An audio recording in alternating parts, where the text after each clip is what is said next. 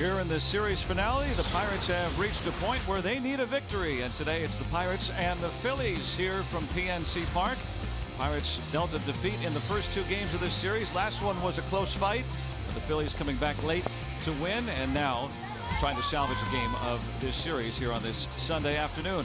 And welcome into the booth. Joe Block and Bob Walk with you here today as the Pirates back in action, getting some reinforcements today as well as Francisco Cervelli, their starting catcher, back in the lineup, activated from the disabled list. And the way that he started this season offensively, Bob, great to have him back. Yeah, this is really the best offensive year that he has had since he's been a Pirate. Swinging the bat, getting the RBIs. Of course, that's very important. But the home runs, I mean, that's been the big surprise this year. He just hitting the heck out of the ball for power. You can see right there, 9 home runs. It's pretty special.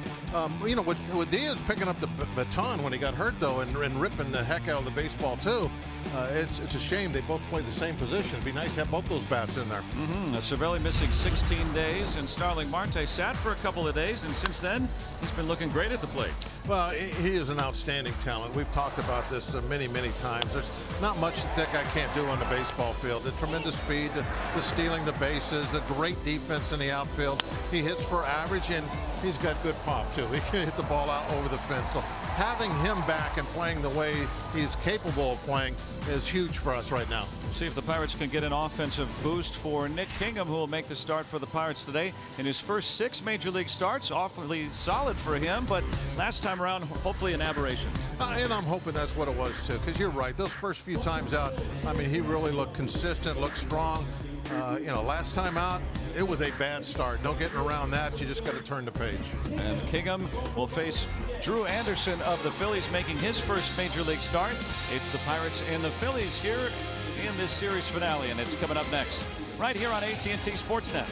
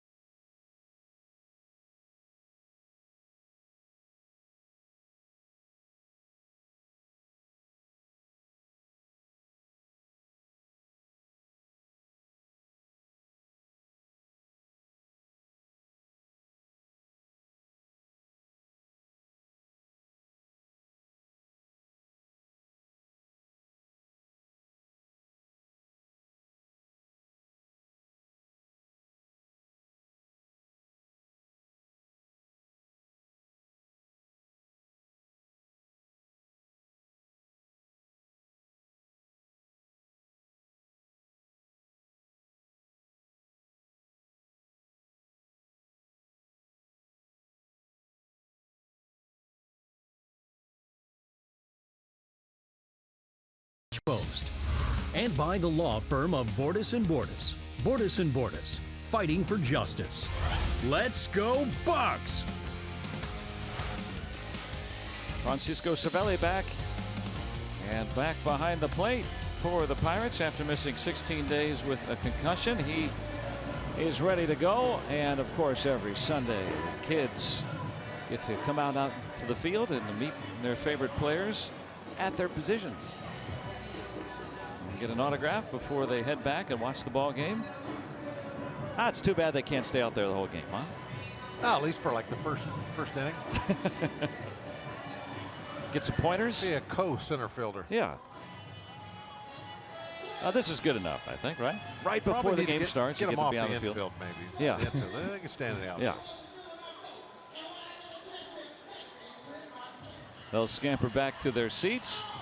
And the Phillies, for the first time in more than a century, have a catcher leading off the order. Andrew Knapp will start things with Rhys Hoskins and then Odubel Herrera. Still no Carlos Hernandez, or Cesar Hernandez in the lineup, big part. And Carlos Santana cleans up. Nick Williams hitting fifth, Scott Kingery the sixth. Valentin Franco and Drew Anderson making his first major league start for the Phillies against Nick Kingham. And Nick Kingham making the start this afternoon.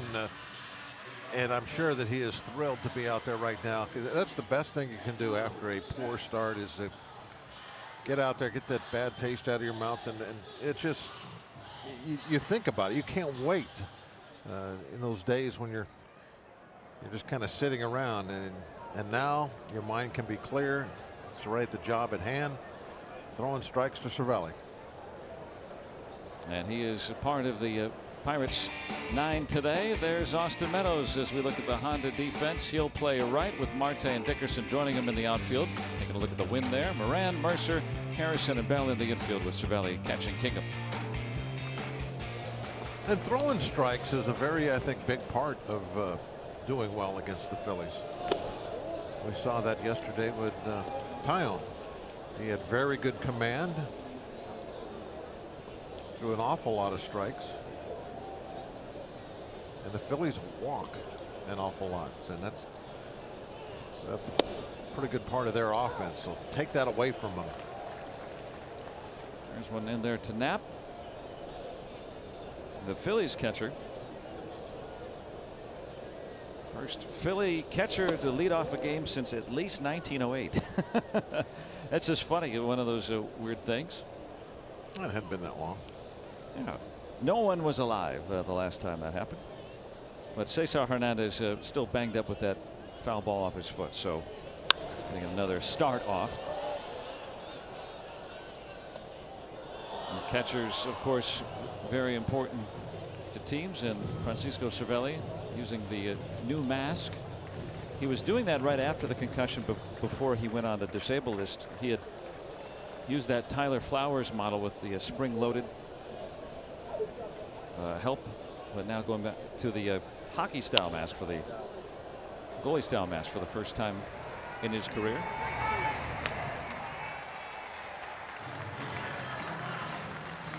Knapp is the first out. And right before taking the mound, giving him a little love. That's amore. Everybody loves to see it Cervelli looked like Cervelli got some kind of a mouthpiece in there. Well, that would make sense, right? You know, the jaw and everything, right? Biting down to, if he does take a. I mean, that's going to take away a big part of his game. You have to come in and whisper. Right away, he's tested. Pow.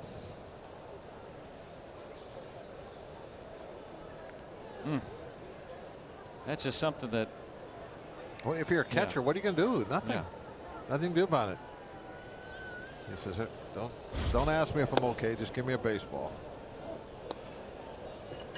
Concussions can be very tricky. That's at least I think that's the fourth time now on the disabled list for concussion for Cervelli. And everything that I've ever read or been told from medical professionals about it is, you know, it's got to heal first. And so Cervelli taking the time on the disabled list, cleared to play again.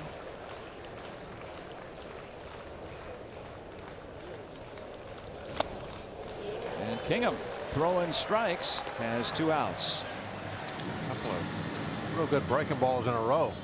One he sat right there at the end. That number 3 pitch was a perfect spot. That might have been a changeup there. Bottom just fell out of it, went straight down. That was pretty.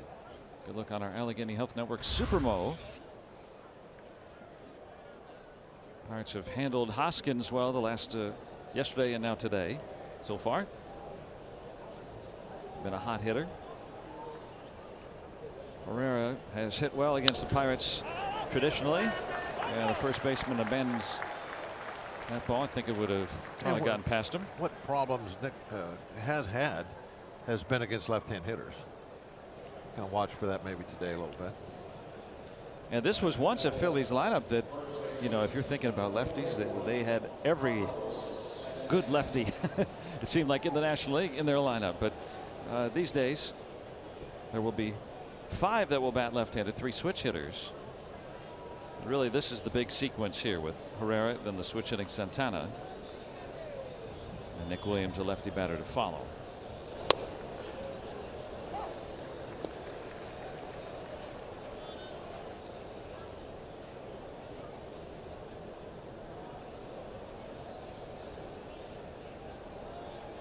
Always has had good power, always has drawn a lot of walks. Doesn't really hit for a high batting average.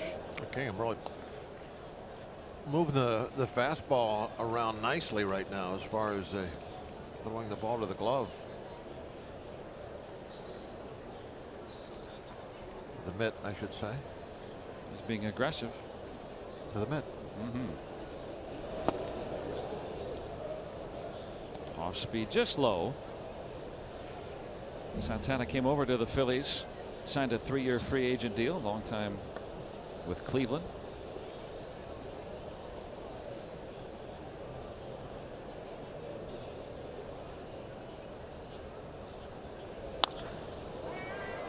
Out to Meadows, right there. And a quiet first for the Phils. And the Pirates come to bat.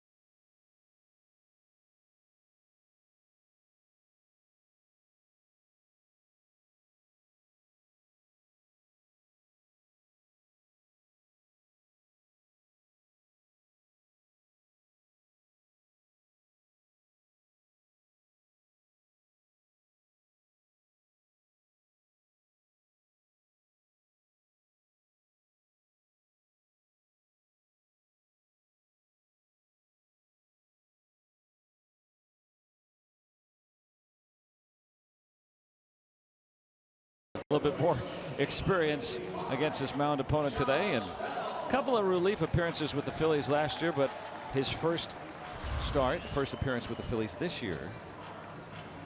Just 24 years old, youngster. Just called up today and could be a little nervous. Yeah. Let's see if the Pirates can take advantage of Anderson. See what he's done in the minor leagues. ERA over 4. Opponent batting average is not too bad though at 228. bit of an uptick in the last month or so down at AAA. The RAV4 lineup for the Pirates today. Bell back in the leadoff spot with Marte. In the 2 spot, Corey Dickerson slides up to 3rd. Moran cleans up. Cervelli back in the lineup hitting 5th. Meadows and Harrison 6 and 7. Mercer and Kingham round out the Pirates order. Bell has been in that leadoff spot here in each game of this series. 1 for 9 so far with a double.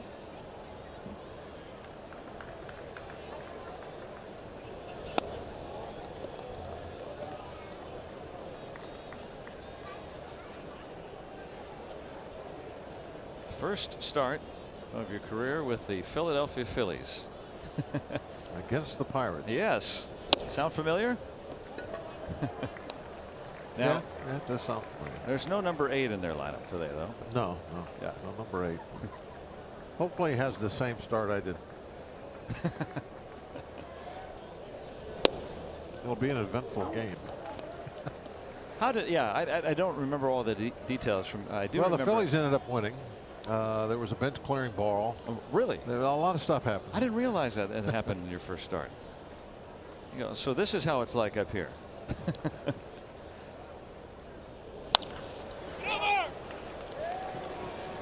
Valentin able to record the first out. Omar Moreno grounded out the first. That was close right there. Scott Kingery's over at shortstop for the Phillies today with Franco and Santana on the corners. Hoskins, Herrera, Williams, and Bob Boone behind the plate. For you, right? That day, right? That's Andrew Knapp. But taking a guess at it, I figure that they'd have the veteran catcher for you.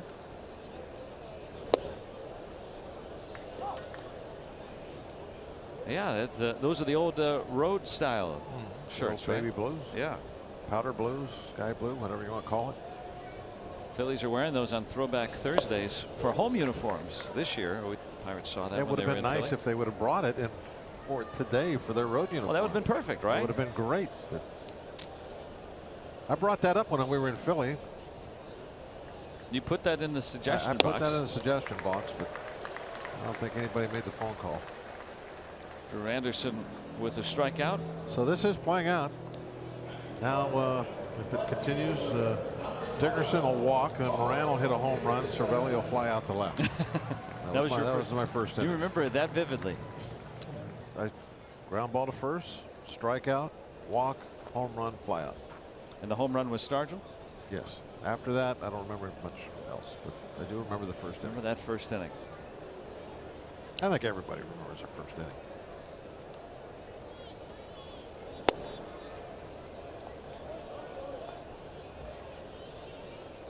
So Corey Dickerson, who has been averse to the walk this year, this would be. He's a guy that puts the ball in play. That would be memorable. Anderson able to snare it. So Bob Walk he has not, but Drew Anderson he is, and he has a 1-2-3 inning in his first major league start. And we're scoreless through a frame.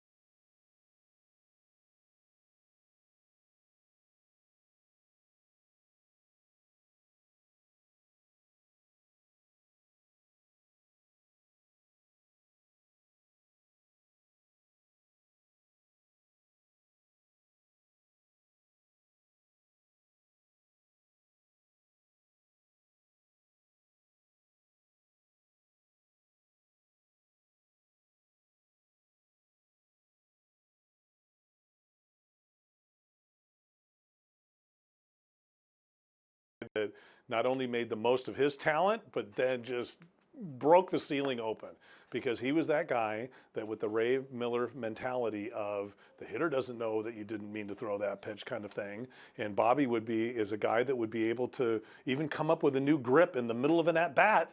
He's like, God, this isn't working today. I'm going to do this a little bit and make it cut a little bit, or make it sink a little bit, or, oh my gosh, there's a scuff on this ball. It's going to move and do something.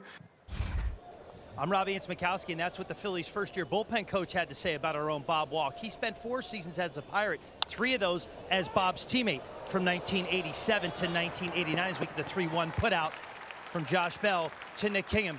So obviously, Bob, that's a pretty high compliment from Mr. Jim Gott about you. What do you remember about playing about him, and what do you think of what he had to say about you? Well, I was kind of a MacGyver out there. I will admit that. I mean, I would, change. One day I just started going over my head during the game. I would change all kinds of stuff. But Jim was a tremendous leader type guy in that clubhouse. Very positive. He was one of the guys, I think, that helped push us from a losing team to a winning team when he first got there. And also on the field, before he got hurt, he was untouchable. He was a power type pitcher. I mean, nowadays, he would be one of those guys, throw the ball 97, 98, because, they measure velocity now out of the hand. He had that type of fastball, and his breaking pitch was totally unhittable. He threw it so hard, and when he came into a ball game was over. He was a absolute one of those shutdown closers, where not only was he going to get the 3 outs, get the save, but he was going to get a couple strikeouts too. I mean, he had that kind of amazing stuff. A couple of turns with the Pirates, but most notably, of course, in the late 80s. If that name is familiar for you. And now in a teaching role with the Phillies. I'd read that he had taught Dennis Quaid how to pitch for the movie The Rookie. So now he'd teach the Phillies a little. He was really less of a curve. Really into martial arts back in those days too. Now he's out there teaching those guys, working on the sunflower seeds. But yeah, he's a great teammate. Another soft ground ball. He'd walk around the clubhouse. I mean, he was a big, strong, muscular guy, and he'd walk around the clubhouse and be yelling at everybody, "Come on, come at me! Somebody come at me!" I mean, he's always like that. I like that kind of intensity from a guy that's pitching at the end of the ball game for you. He was a perfect closer, and his stuff was amazing. When he first came over, they were trying to. The plan when he came over was for him to go into the starting rotation. He had been relieving. They put him into our bullpen just so they could get him stretched out, and he was so unhittable. And it wasn't like, at that time we were looking for guys to fill different positions, and so they put him in as our closer, and that was it. He used a waiver claim too. That's one of the better pickups in that time.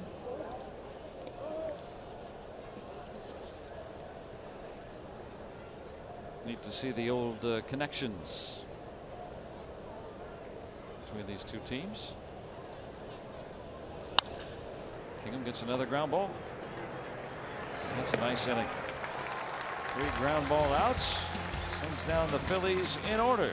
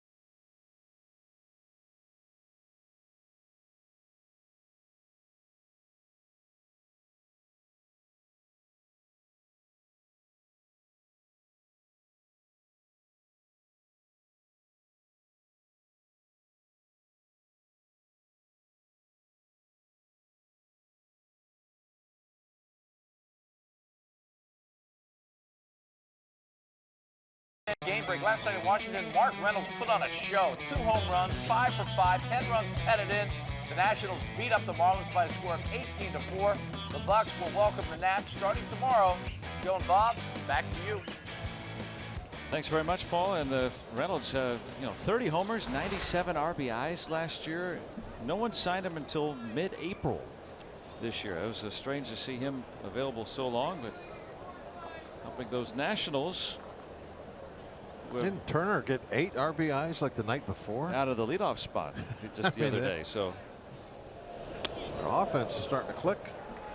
For a Nationals team that is just 2 games over 500 entering play today, it's these Phillies tied with the Braves, leading the division at the moment with the Nats 5 back.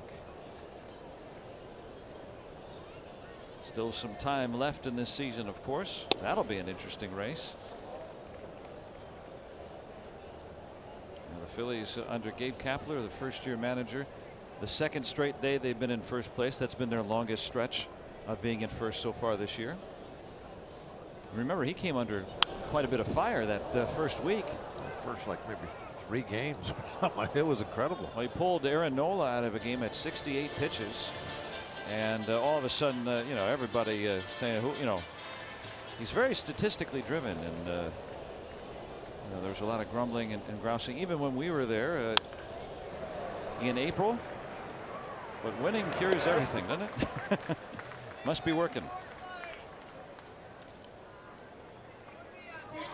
And so, kind of thinking of how the ebbs and flows of a season. Jameson Taillon last night got pulled early from a ball game, and you think about how do you work on that as the year goes on. Make sure you've got your team and have a pulse on everything. Well, Clint Hurdle said today that he had perhaps the best conversation he's ever had with Jameson Taillon before the game about that, because I think it surprised everybody, especially Taillon, when he was removed from the game yesterday. So, well, Taillon, I think was surprised that there was even, according to what he said, surprised that they had somebody warming up in the bullpen as he went out for the 7th.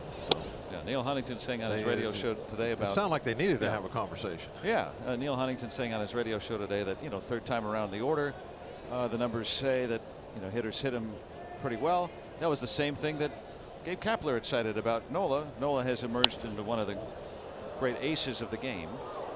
Now Taillon's not there yet, but he's certainly probably the best thing that the Pirates have got going, and he was pitching very well yesterday. So it's interesting, and the parallels, I thought it was even funnier too, because this happened on both their 61st career starts. So trying to trust a younger pitcher, not a young pitcher, but a younger pitcher.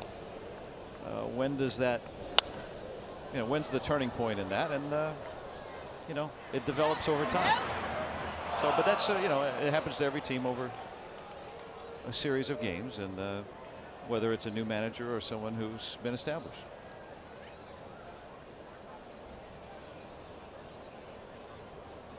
And Cervelli back behind the plate for the Pirates today. Out for 16 days, hasn't played since June the 21st with the Pirates. And he's back to his old ways, slamming that one to right center. And it'll clang off the wall. Cervelli in with a ripping double. Well, they hadn't played that way also. That's where their defense was shifted right over to take away that gap, but he is so deep it didn't matter. Almost hit it out of the ballpark.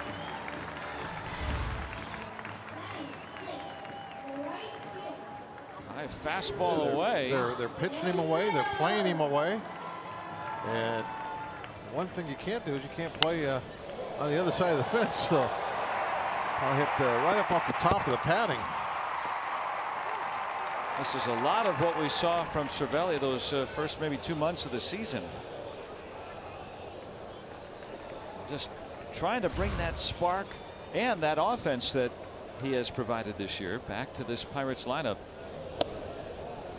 I think it's no coincidence that when he was hitting at an elite level, and for a time, I'm talking 7-8 weeks, he was one of the top hitters in the National League, period, not just on the Pirates. The Pirates had their best success this season. Now, it's not all on one guy, but when you've got a guy having a career year at the plate and the kind of energy that he likes to provide, well, maybe this is the start of something again where the Pirates can play some better baseball. Coming in losing 5 in a row. Trying to have that stop today.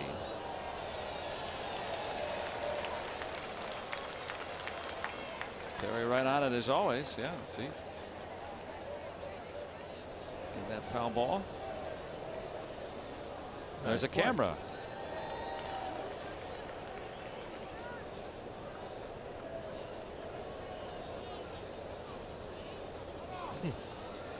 Get that cotton candy all over. Yeah, well, that's a good looking cotton candy, I'll tell you. Be a sticky baseball. I could get one of those out on the mound. Surprised you didn't have some in your pocket. Anderson fumbles it. And Meadows running hard will beat it out. He fumbled it and then acted like he had a day and a half to make the play. Yeah, Meadows typically will run hard out of the box. But did Anderson think he was running at the beach?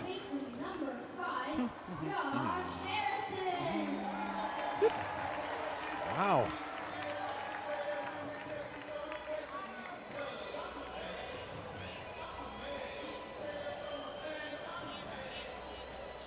Not close. No, easily beat that out.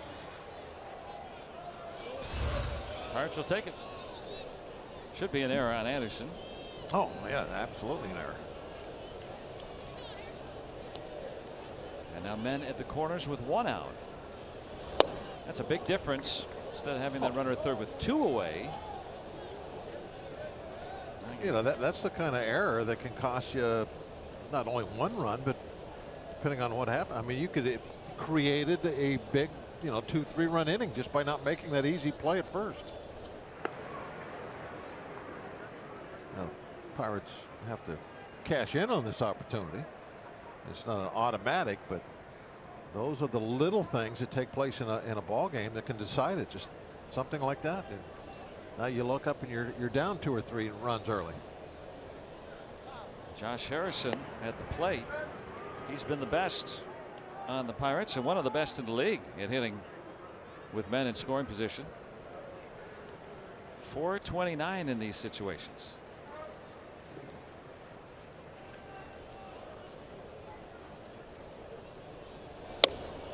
Facing a pitcher making his first major league start. He's just committed an error.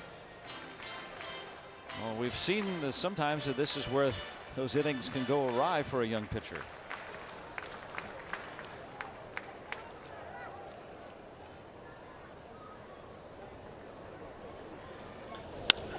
And Jay Hay comes through. Solid smash bringing in Cervelli. 1-0 Pirates. And if Mercer now can bring in another one. Yeah, why stop there? Number 10, Jordy Mercer.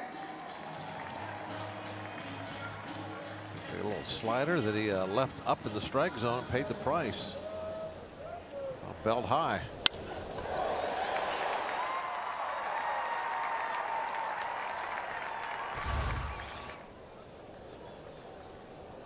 RBI 22 for Josh Harrison.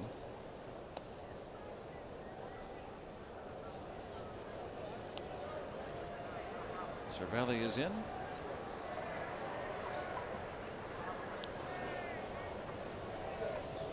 Two on and still just 1 out.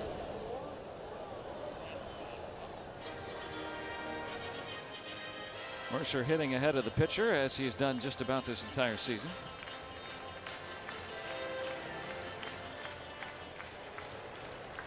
He's hit number 8 a lot in his career.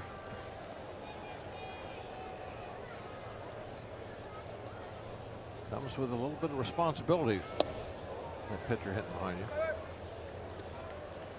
Yeah, I mean, you want to try to drive in a run here, right?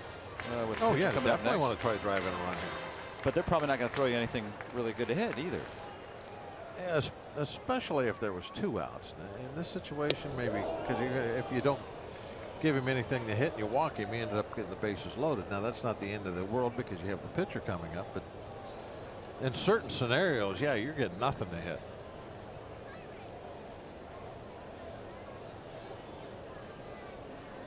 Drew Anderson in his first major league start, making an error. Pirates have plated 1. Meadows the lead runner at second. Reached on that error. J.A. driving in Cervelli.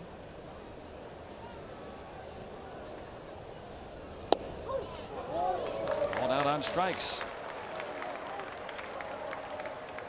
Yeah, that good fastball right at the knees. 49, Nick. That is a strike.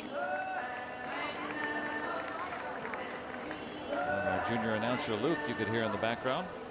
Now, that was not a strike called very often last night by Larry Vanover. There's Luke. Tim Tobacco, the public address voice of PNC Park. So now a 2-out situation for Kingham, who is 0 for 11. Yet to pick up a run batted in as a major league hitter. And this is where you want to really just cut down on your swing. You're just kind of old-fashioned Pepper type game. Pepper with authority. You know, just punching something out there somewhere, trying to find a hole, not going to run. Just your very best to avoid the strikeout. Give yourself a Corey Dickerson at bat. Yeah, absolutely. That's the approach that you got to have. Now, you don't have the talent that he has, but that's your thinking has to be like that. If you could line it over the infield, but just enough that it drops in. Heck, just a roller, hard roller, yeah, through. a 3-hopper through the, in between the second baseman and the first baseman, anything.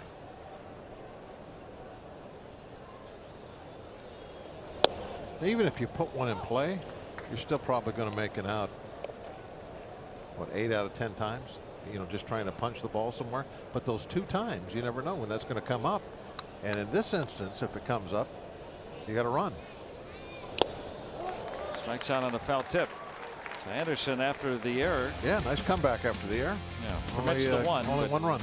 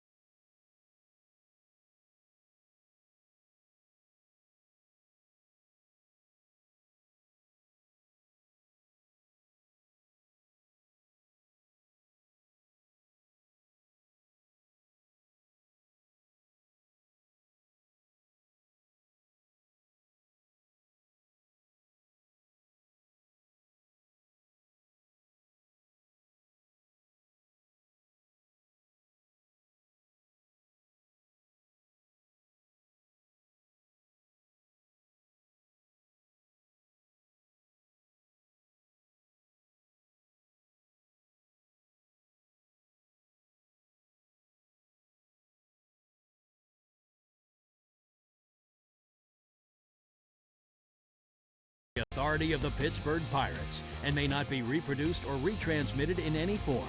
And the accounts and descriptions of this game may not be disseminated without the express written consent of the Pittsburgh Pirates.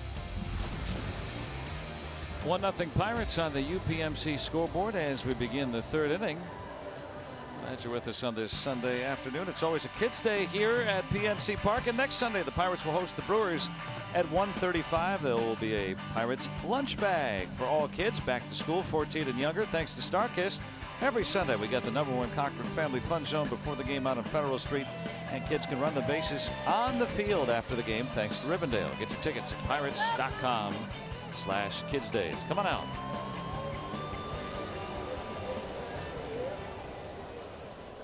And that's for the big kids. Out on the Allegheny there, the little tiki. I think I would just have it anchored somewhere and set around. Don't you think? Yeah, 2 men there, but no out. He ruled out a base hit. He pulled it into a shift and got away with it. Yeah, even though that's a hit, that both the men over there tell you they should have had an out somewhere. I guess it was yesterday I was talking to Brownie about this, about with all the shifting nowadays, that there's so many times you see players really not knowing where the guy next to him is. Yeah, we've seen that. Saw it yesterday. I do know that. And sometimes you got 2 guys bunched up. And normally the third baseman, right, if they can cut off the shortstop, that's their play. But if he has to dive for it. Yeah, that's not really cutting him off. That's right. diving. Yeah, that's a different thing. Yeah, right. And I think that's what the play yesterday is what promoted our discussion was it was when Mercer had to go so far to his right on a play that I really thought that Collins should have made. I was thinking you're going to talk about the Bell play when he ranged far to his right. I thought it was going to be a double play in the 7th, and Jay Hayes actually behind him. But it was because the reason I brought it up is because it was a situation where third baseman does cut in front of the. If he can stay on his feet. If he can stay on his feet, and I could see that after he let that ball go through his body language and let Jordy make Jordy didn't make the play. Oh, did he get back down? Yes, he did. An adventurous throw. Advances the runner. Goes as a sacrifice. Bell had called for it and heaved that ball. Get up there, Jay. Get back down now. Just in time. Using all that 5'8". Get up into the sky. But on the left side of the infield, you just don't have the time. So the third baseman has to get everything he can as long as he can stay on his feet. Cut in front of the third baseman or the shortstop. It doesn't matter. If the ball goes all the way to the shortstop, in some scenarios, the hitter is going to beat it out. So you try to take everything you can as long as you're not diving in front of him. Which you're saying Moran was probably not. And as yesterday aware. there was right. a play where yeah. he didn't take a ball. I let it go through the Jordy, and it was beat out. Out toward Meadows. Franco's tagging to third, and he's going to get in. He'll be there with 2 outs. But yeah, I think that's what's interesting. You know, if Moran makes that play cleanly, gets up, he can still throw out Franco, but it went off of his glove. So, but it does. Or he could have just let it go straight to Mercer, who was standing there, right, with no problem. Right, and which that's is what he should have done. Right. In retrospect, absolutely. So that's what's interesting with, like you say, with the shifts. We see this with other teams too. The play yesterday, he should have went and cut the ball off. He did the opposite. But the shift was on almost the other direction. It was a left-hand hitter up. So every single scenario now, I mean, you got to be really well aware where the guy next to you is. Like right now, Jordy is right there. So you don't want to be diving to your left. You see unless maybe it's a line drive. StatCast powered by AWS. Tells us where everybody is. It's fouled. Off the knob of the bat. Or no, I guess not. Well, that's not how it was ruled initially. It was ruled a foul ball and then changed to a hit by pitch. It was ruled a foul first. And then changed by home plate umpire Mike Estabrook. Which was it? Definitely went right off his elbow. Yeah, that was correctly changed by Estabrook. So the Pirates are reviewing the play, but I'm not going to challenge that. Can't imagine. So a hit by pitch. Hoskins, who had a fractured jaw earlier this season, that's why he wears a helmet like that. Would you say gladiator style? No, it looks like a Spartan. Yeah. Like one of the 300. Franco, after the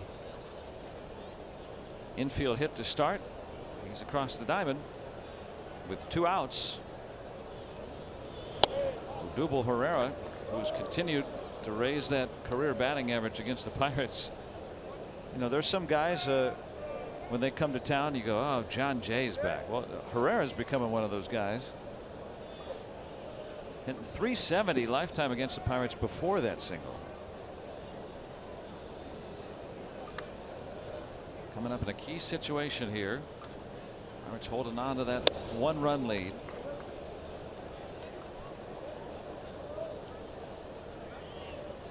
And now a 2-0 count on them.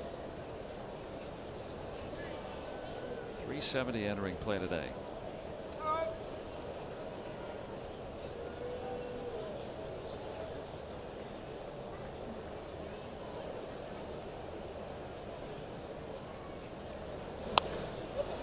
In on his hands a bit.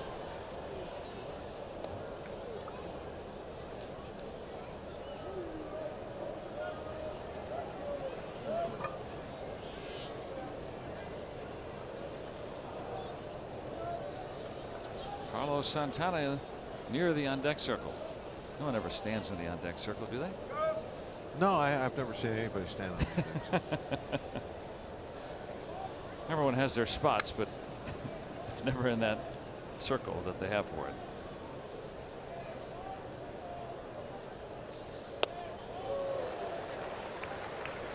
It's got to be hard on the grass.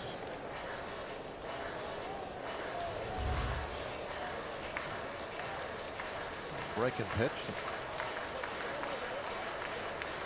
Got through there, even though it was a middle of the plate. It's the 3rd slider that Kingham has thrown today. He's relied on that changeup quite a bit. As you pointed out, Bob, it's been a pretty good offering.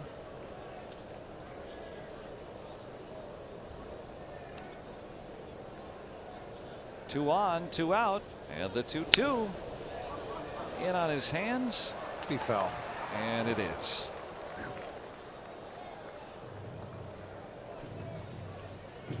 Blaze LaBoom down the line there.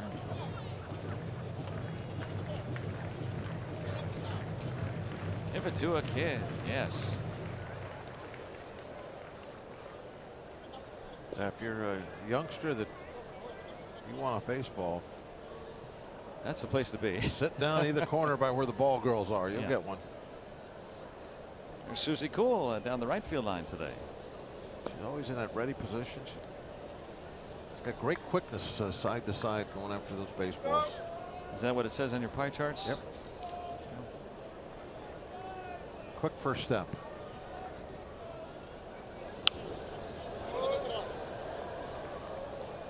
Herrera has proved to be a tough out.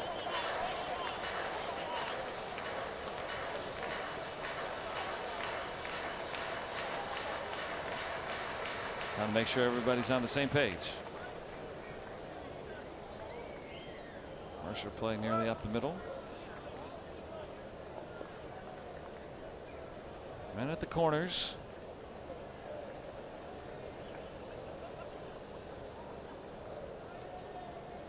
Seventh pitch of the at bat upcoming. And he struck him out. Big strikeout by Nick Kingham. That keeps the Pirates on top.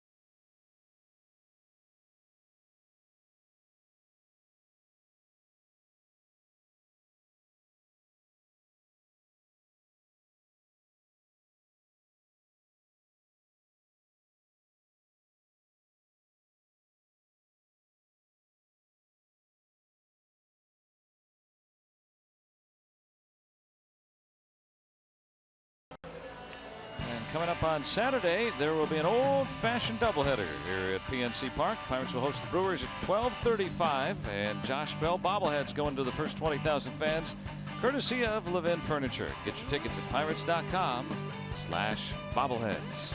That'll be fun. You get 2 for the price of 1 and the bobblehead.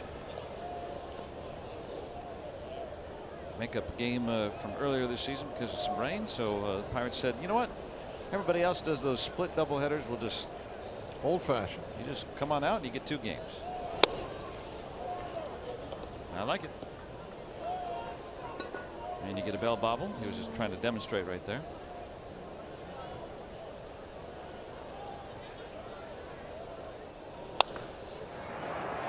Just foul.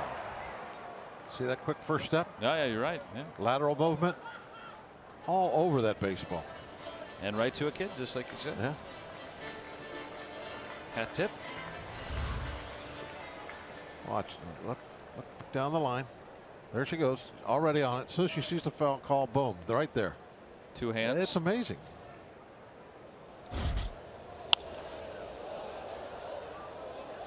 Some advanced analytics. She's been working for the Salem club down in the Carolina League, doing some broadcasting down there. So beginning her. I think one day she should come up here and we'll go and shag on the foul lines. What do you think? Trade places? She's better at my job than I am at her job. I can tell you that. Well, it's better than me too, but it would be fun, I think, for us to go down there and give that a shot. Yeah.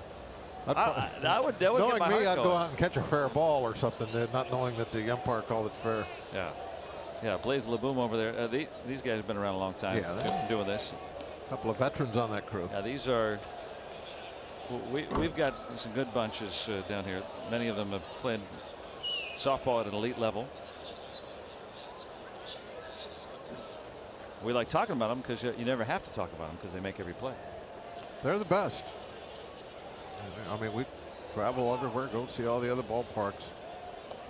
The only other ones I like, 2 are the ball dudes. No, ball girls. You don't like that? No, not at all. Old folks in San Francisco. No. Just a marketing ploy.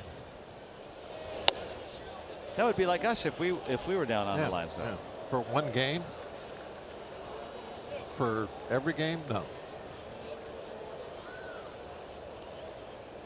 Guess the reaction time's slow with age, huh? Yeah.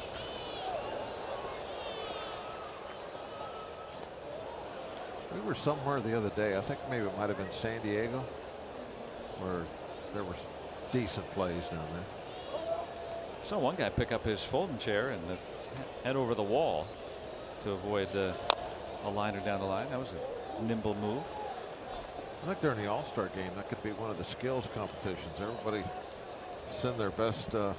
I'm with you. Fielders. And you send the best players, the best coaches, right? I guess. No, I'm talking about the ball people. But the ball people, why can't they be included? I'm with you. Not the 9 coaches. pitch at bat now. I'm talking about just a skills competition for the ball people. Oh, just a skills competition. Yeah, that's it. You hit liners down the line, see how they. I'm just an idea guy. I don't do the logistics. No, that's for someone else to figure out what the skills will actually be. On the 10th pitch, lined out to center, but hanging up there for Herrera. How did that stay up for so long? That's that must have some great backspin on it. I thought for sure that was down. Yeah, so did I. It just refused to sink. That's just backspin. Carried.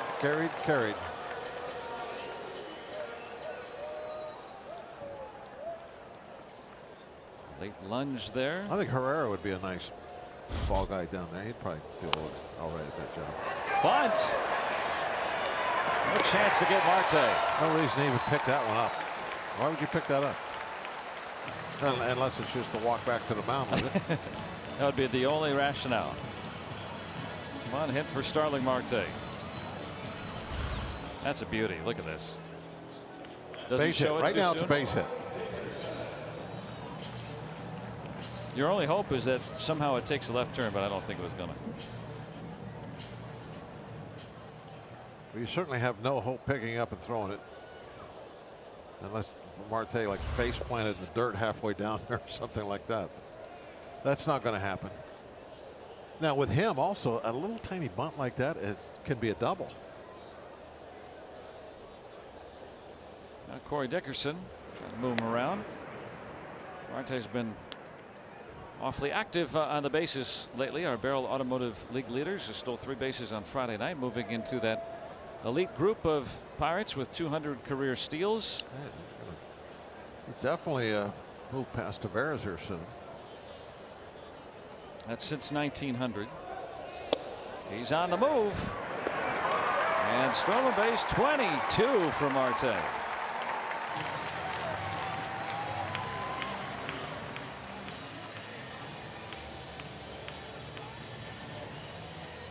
Moving into scoring position with 1 out.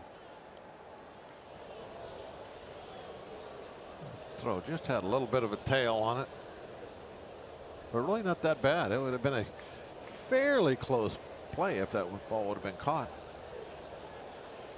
Look on our Allegheny Health Network. In Super fact, Mode. he would have been out. Wow. The glove That was on him closer than I thought. before his hand hit the bag, but there was no baseball in the glove. Out to Hoskins. That will not be able to move up Marte.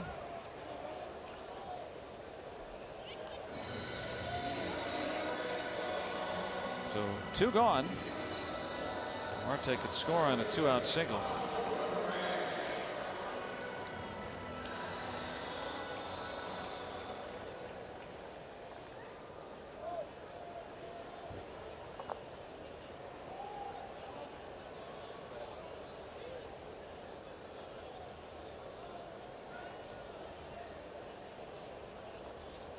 Moran in the cleanup spot and has been quite a bit over the last few weeks for the rookie third baseman.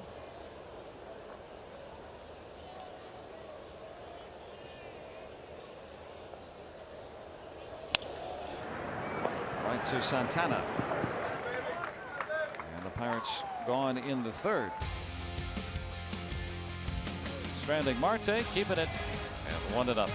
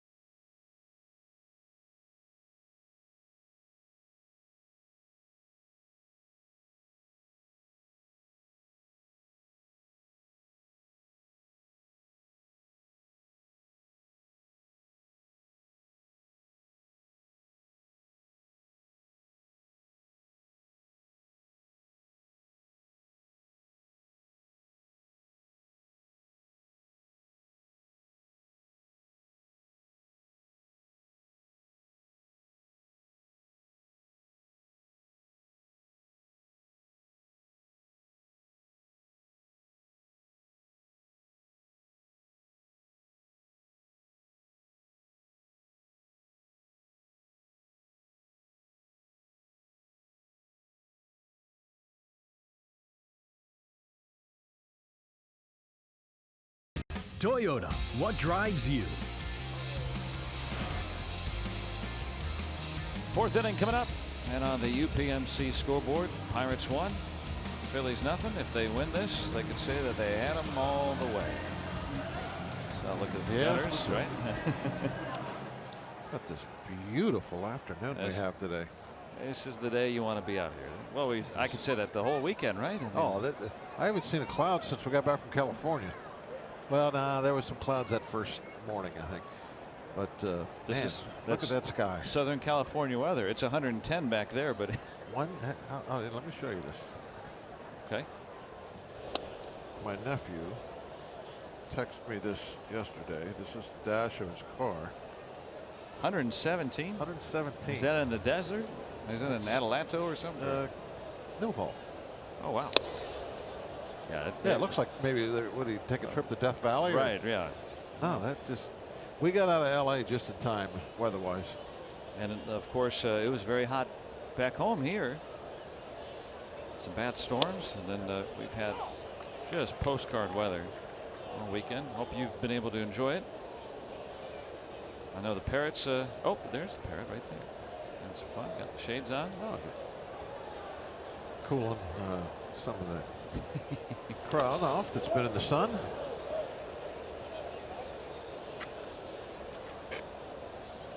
Cervelli with the sweeping stop. 2 strikes. You got to stop that ball. It's become kind of popular though for the number of catchers I've been watching, just trying to pick it like they're a first baseman out of the dirt with 2 strikes. But Cervelli, a little bit of a throwback. He actually got down on his knees and blocked the ball. Makes sense. Yeah.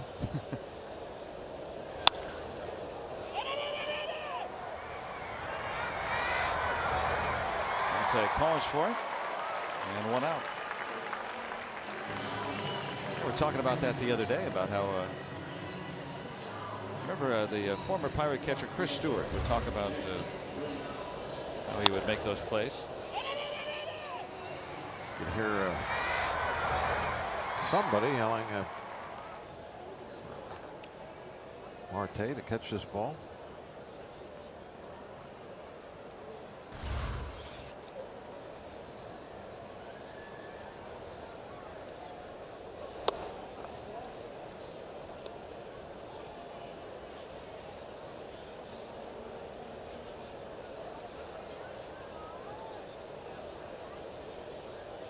Nick Williams bounced out his only time.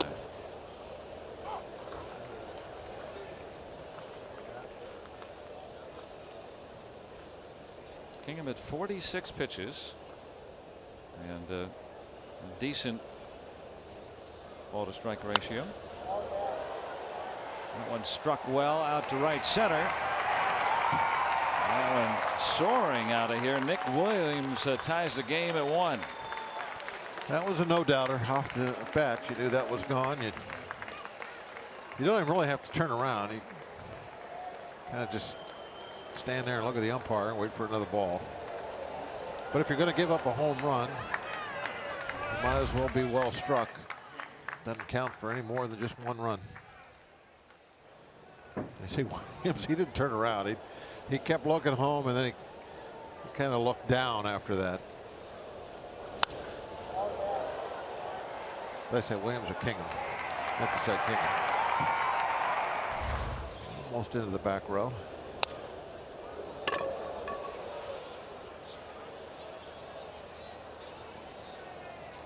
Bounced off the stones. Oh, no cleat marks in it. No, didn't go into the old Three Rivers dugout. You're telling a story the other day about Ray Miller, old pitching coach. Yeah, where was that? We had a bat go in our dugout on the road somewhere. And Ray would. Oh, if a bat when it came in our dugout, Ray would stomp the heck out of it. As if to say. I mean, he basically would make it unusable. Yeah.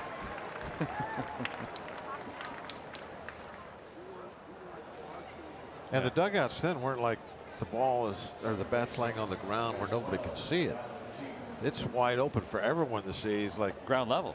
Like he was trying to, you know, stomp a rat or something. Yeah, make a statement here. Yes, you know. It's like your bat won't be coming into our dugout ever again. At least not this one. It's firewood now.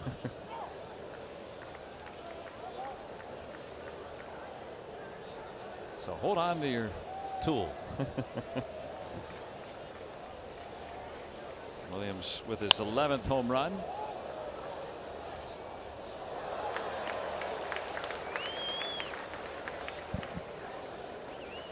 There's a nice grab. Knocked Junior's hat off in the process, showing it to everybody. Nice catch. Now give it to the kid. One hit well, but hanging up for Marte.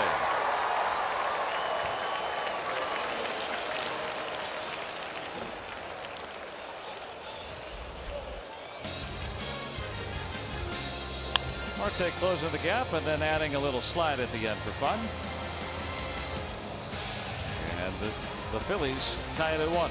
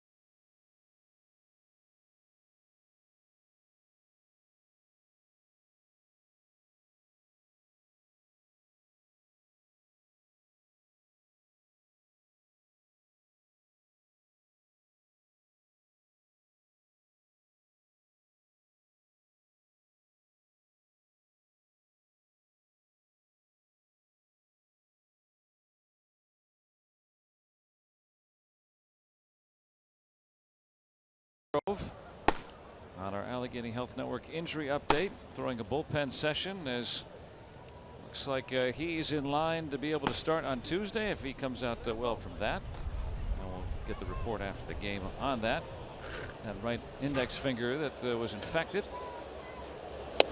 is healing or has healed and should just spend the minimum 10 days on the DL. Just missed that one start and get back to face the Nationals and oppose Jeremy Hellickson on Tuesday. So that's where he's in line after a positive session today. It's activating Francisco Cervelli today after missing 16 days with concussion. Originally suffered the concussion, continued. That's a fair ball. Nothing you can do about that. Nope. All laying right there in front of the plate in the dirt. So Cervelli back after the double his first time around. Now, originally suffered the concussion, missed a couple of days, came back, played a little while, and then some more symptoms popped up, and right then immediately removed from action. And did not travel with the Pirates on that 10-day road trip, or just rested, and then a couple of games and worked out with Altoona.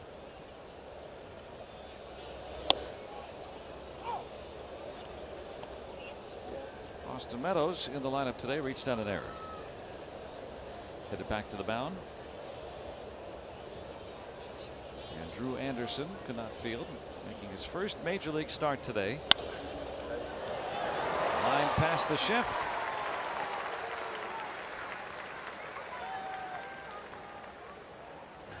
Meadows hits the other way very well. Yeah, I'm surprised to see team shift. You know, I wonder if the shift is just the, you know, your standard defense now. That's not like really a full shift. They're playing the pull. Shortstop is still on second base side, but you know, still, you know, I think you used to kind of play guys straight up until you got a feel for who they were, how they were going to hit. Now they'll overplay quite a bit one way or another, to just right out of the box on somebody. Yeah, I mean, obviously with Meadows, that's what they've done. I could see maybe playing him a step in and left, but in the infield. I mean, just from the eye test, I haven't seen him really. Well, I'm sure he pulls more ground balls than he does. Yeah, just about everybody hit the ball does, the other right? way. But he has shown the ability to hit the ball through the infield to that side, if that's what he's trying to do. And so he's aboard with 1 out. Meadows running, and he has to retreat.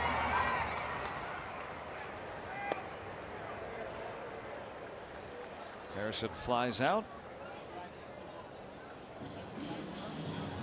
Now 2 away. And where's that cloud? Beautiful ballpark, and we were talking about earlier about the weather. Just incredible for all the people that came over from Philadelphia, and it seemed like there was a lot of, especially at last night's game. They had to really enjoy this weekend in Pittsburgh. I was driving in today, saw a group of Philly fans walking around one of our streets. A guy wearing a Shane Victorino jersey. He just recently announced his retirement. Congratulations to one of the guys I enjoyed being around, Shane Victorino. Part of that Phillies group that won 5 straight divisions. And they could never win here, even during that time, even when they were at their peak. This has been a place where the Phillies have really struggled to win since PNC Park was open, but they've taken the first 2 games of this series. They've never swept the Pirates here at this ballpark in any series here. And they're bidding for their first ever season series sweep of the Pirates. So this series goes back to 1887. So the Pirates are all the more reason today to try to win the finale.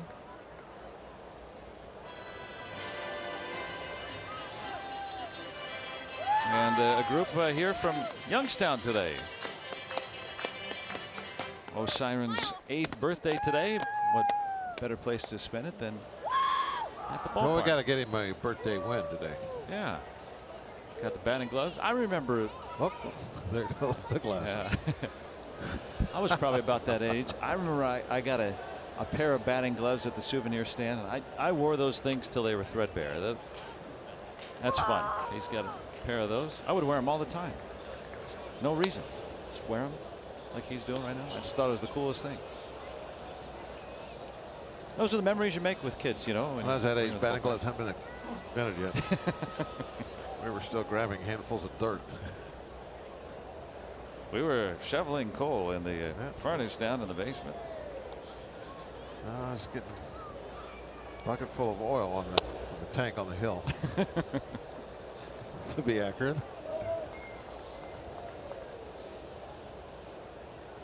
Well, now to be fair, you lived in a rural area. No, very rural. Yeah, so that also, you didn't grow up in the 19th century. No, I just lived in a very rural area. Yeah.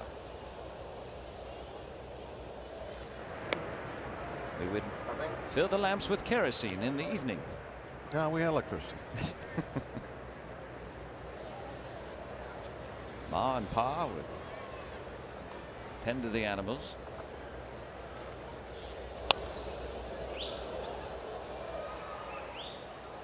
Ooh, nice play up there. 1-2 on Jordy.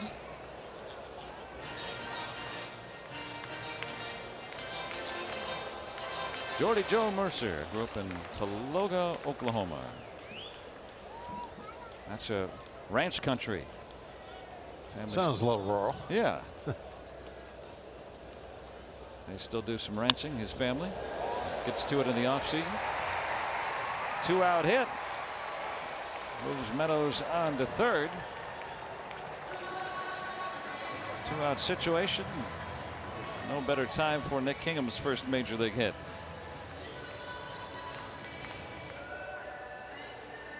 He's the seasoned veteran compared to his amount of opposition today. Career start number 8. Well, kid, let me show you how it's done. First one for Drew Anderson.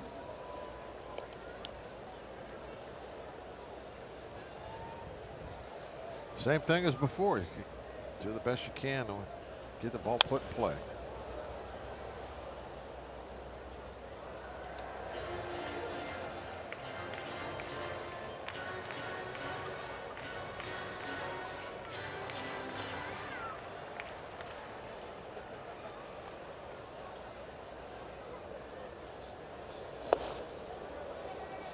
Mercer will move on to second. That's his first stolen base attempt of the year.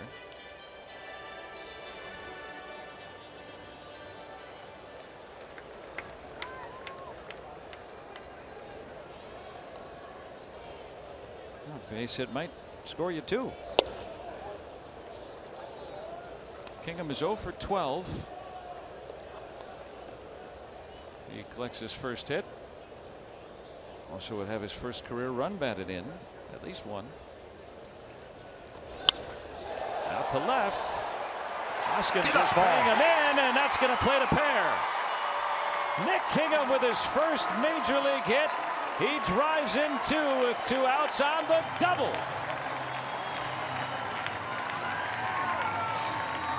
They love that in the dugout, his fellow starters.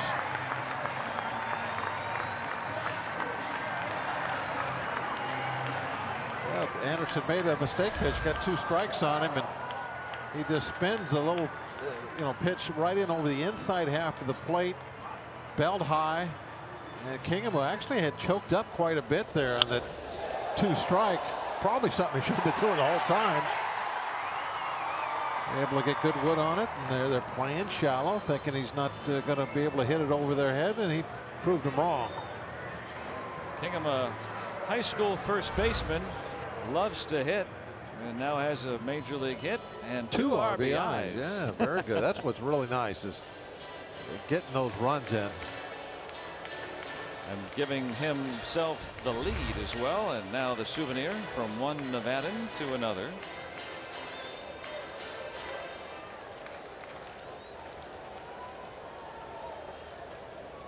That'll be a keepsake for a long time to the authenticator.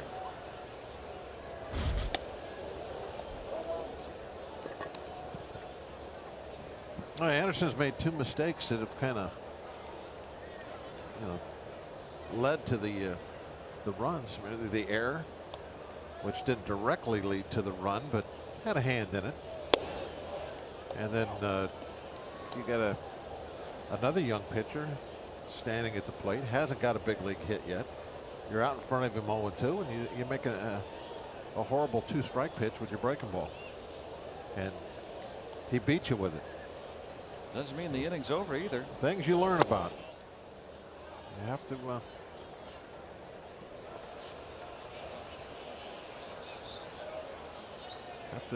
recognize these little lessons for what they are. And how about Mercer taking second too on that ball? I mean, getting the 2-out hit and then moving to second and making sure he scores easily on a base hit, let alone a double.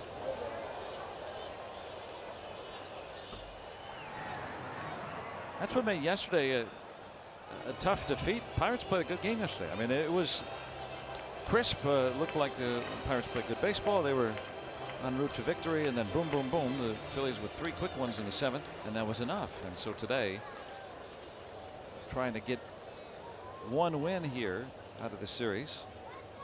So far, another well-played game by the Pirates, trying to put that 5-game losing streak behind them and quell the Phillies' 6-game winning streak. They had come in a hot club and have continued that. Season high 12 games over 500 for Gabe Kapler's Phillies. Down the line, and fair, and no one's there. That's a double and an RBI. The Bucks up 4-1. Well placed, Josh Bell. yeah, how about that? It's like a tennis lob.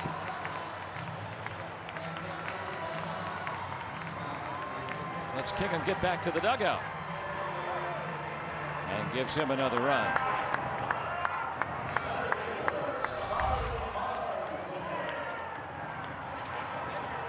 Just right off off the very end of the bat. And the key to this is he got it up nice and high. Just kind of like lobbed it over everybody's head. Right on the chalk line.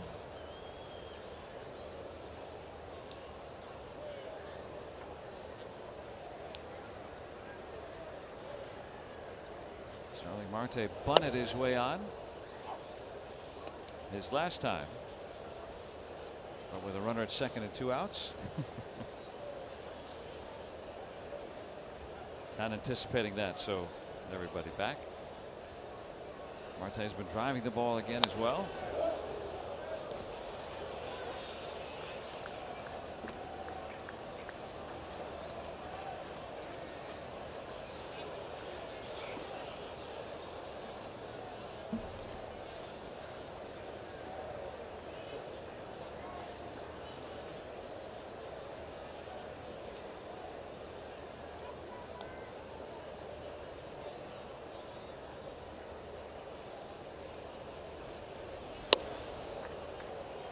And he strikes him out on 3 pitches, but the Pirates pick up 3 runs. Bell with the RBI double and the first big league hit for Nick Kingham.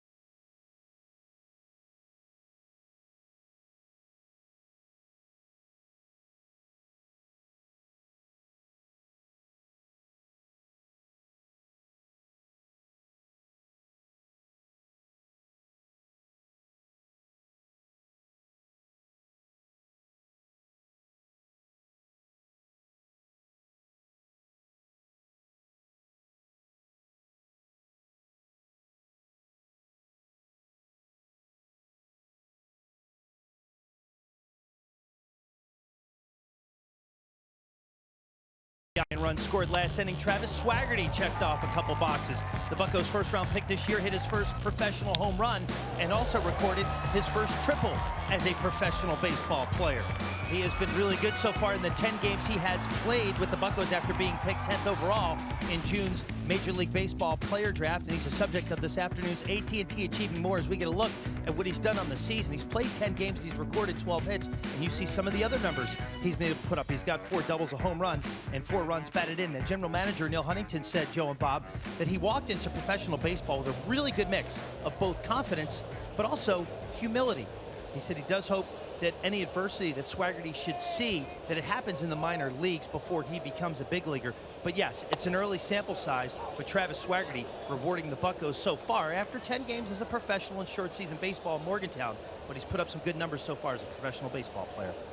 Thanks for that report, Robbie. Yeah, that's I bet you that's always a reassuring feeling that those first couple of weeks, you know, your first pick gets off to a good start. Swaggy T. It's fun meeting him. But them unis, those are sharp looking unis the Black Bears have. Liked it. I want to go down there. I've never been to down to that ballpark before, so gonna just it's on my mind to look the next couple of days to see if we get a time off. Maybe take the family down there. We love going to minor league baseball games. So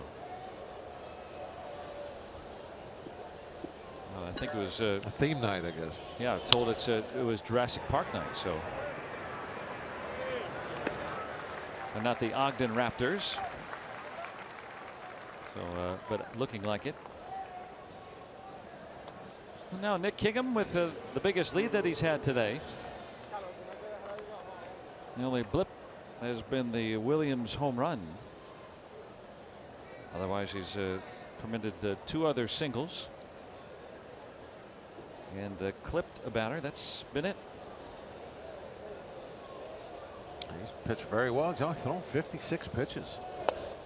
Well, we talked about it when we began the broadcast today about, you know, Kingham's first 6 starts. You know, you look at the entire body of work, very solid. And then they had a rough go of it at Dodger Stadium. Yeah, everybody else You know. pitched so well in LA. It was kind of stood out that Kingham didn't. That seemed to be a house of horrors. Yes, it was. It wasn't Nick. That was a problem for everybody. Yeah. So I'll give him a pass on that start. The Kind of Dodgers were just hitting everything. Everything and everybody. Kind of the combination of thinking about you know, pitching in this enormous ballpark in Los Angeles, and then just the way that that team had been swinging the bats. It's crazy. Yeah, they weren't missing much.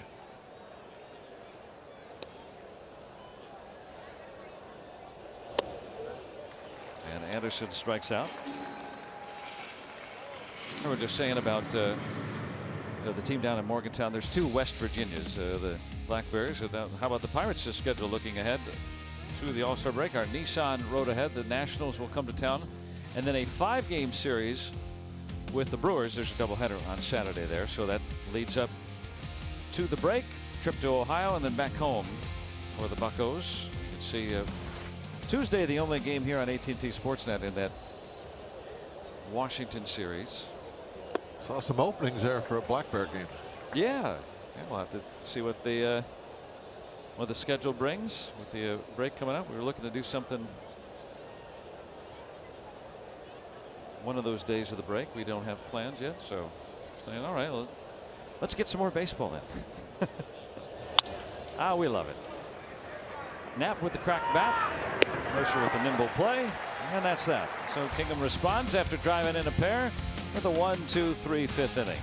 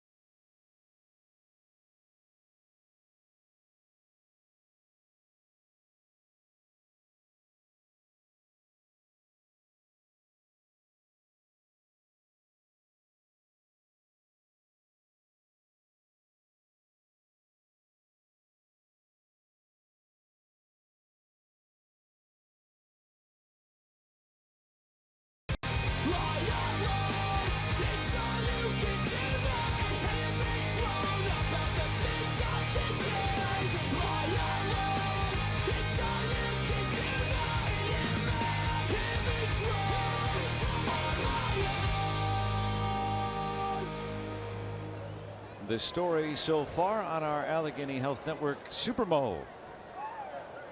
Pizza Penny. The winner in the pierogi race. Oh, man. Skinned her knee there. Went down hard after the finish line. See a little sauce. Yep. Get that bandaged up. Still can't get my mind around having pizza sauce in a pierogi, but that's okay. Everyone's got their taste.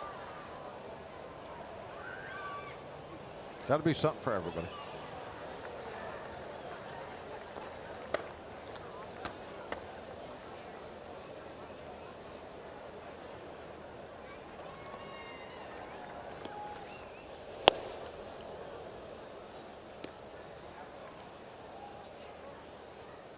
Chase upstairs. Corey will do that occasionally. He's talked about the last week and a half or so trying to tweak his approach somewhat, in that he'd gone through that long dry spell without a home run or an RBI, and also with runners in scoring position. Those are all done now, but he's trying to reconfigure his swing. Didn't want to abandon that very good two-strike approach, which has been one of the best in terms of batting average, with 2 strikes. One of the best in baseball this year. He chases upstairs here. It's just like he doesn't want to do, but doesn't matter. Base hit. Well, he shortens up, right? Right where they wanted to pitch him. But a different kind of swing. Yeah, a different kind of swing with 2 strikes. He's now trying to, go ahead and take a big rip. First strike, second strike. Okay. Try to harness some of that power. And he's getting that type of swing back, he said, which he says is going to take some time. So try to marry the home run hitter that he was last year, still keep the strikeouts down and pick up those 2-out singles. That's kind of how just about everybody used to hit, right? That's why they call it a 2-strike approach. Yeah. It's named that for a reason. Yeah. But it's it's hopefully by the end of the season it'll have worked out, and has worked with Jeff Branson and Jeff Livesey quite a bit. Somebody probably named it the 2-strike approach, like back in the 30s or something. Been around a while. Where'd you get this idea? Well, yeah, what a new idea. I coined it because they do it with 2 strikes. Oh wow.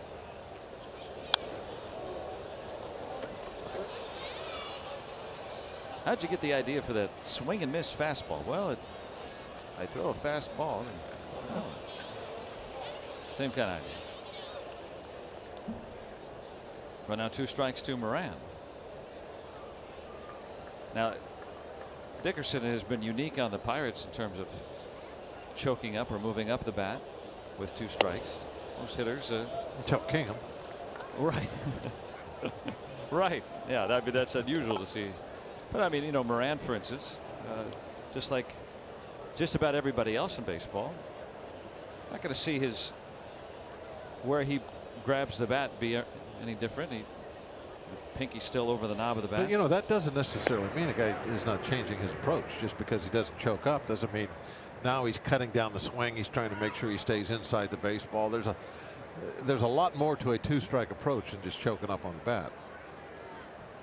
So you could still change, what your strategy is once you get to 2 strikes without, saying, hey, look, everybody, I'm choking up. Just like there's hitters that choke up that still try to hit the ball out of the ballpark. Bonds had over 700 choke up home runs. So everybody has their own ideas, and sometimes they work, sometimes they don't. Well, the guy with the best batting average with 2 strikes in the league this year has been Elias Diaz, and I don't see him really necessarily he didn't choke up. changing his look at the plate. In fact, if anything, this year he swings harder than he's ever swung. Yeah.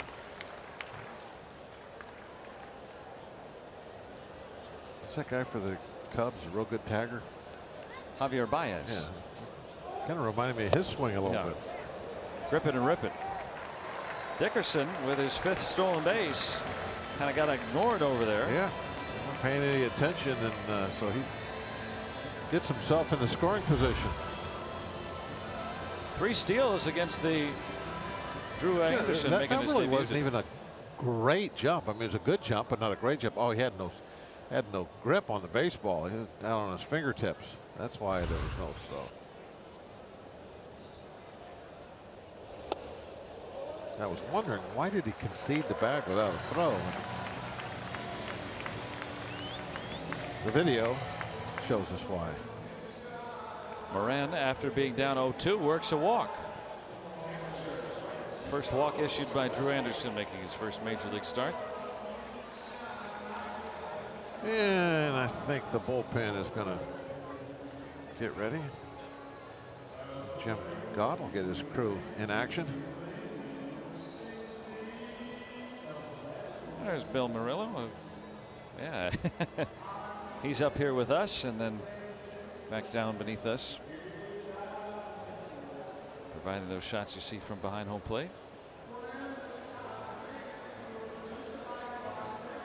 Well, if he's shooting out there, who was shooting him?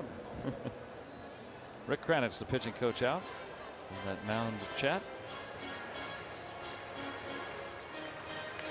That was we just getting somebody up in the bullpen, and you might be on your last hitter chat. Oh, there's Terry.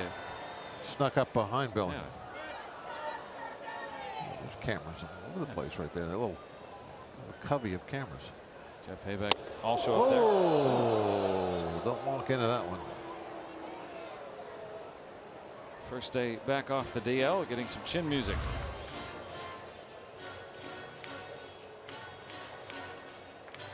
And Cervelli showing bunt. Do you think he was trying to move the runners over or just trying to draw in the third baseman? He was thinking about bunting. Probably bunting for a base hit. If he didn't accomplish that, then swing away. But as soon as that ball was up at his chin, all thought of bunting left in a hurry. He's hitting .326 with runners in scoring position. Still playing way back. They'd give him that bunt on the third base side.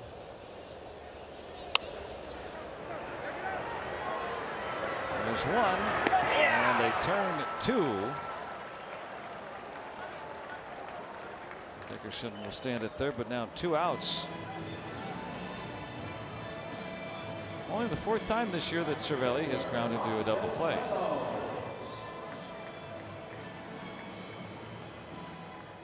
And that's that's one of the things about trying to bunt for a base hit there. If you do bunt the ball down in worst case scenario at that is they throw you out, and now there's 1 out, and runners at second and third. That's why you'll see guys occasionally try to do that. And most scorekeepers, so even though you're trying to get for a base hit, they'll give you a sacrifice bunt there, so you don't even get an AB. Good for the team, good for you. Yep.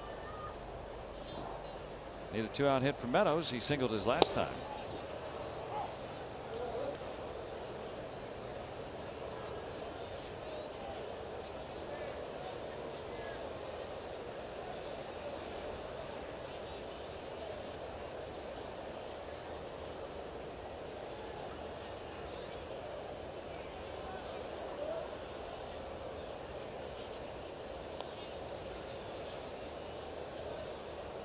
Dickerson with leadoff single stands at third, waiting to be knocked in.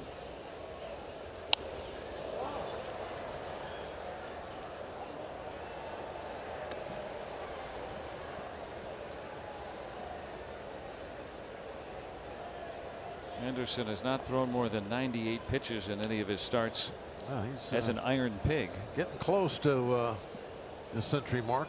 93 coming up.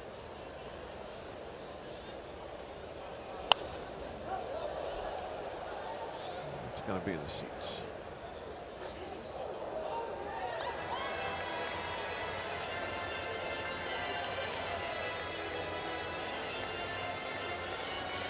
All right, Carlton's here today. See? Not surprising. See Mike Schmidt sitting in the crowd right underneath us here. Weird to see him grab the ball with the right hand, though. Great left-handed pitcher, Hall of Famer Steve Carlton. Fair ground. And Meadows makes that a contested play, but the Pirates turned away in the 5th. Stays 4-1. Pirates on top.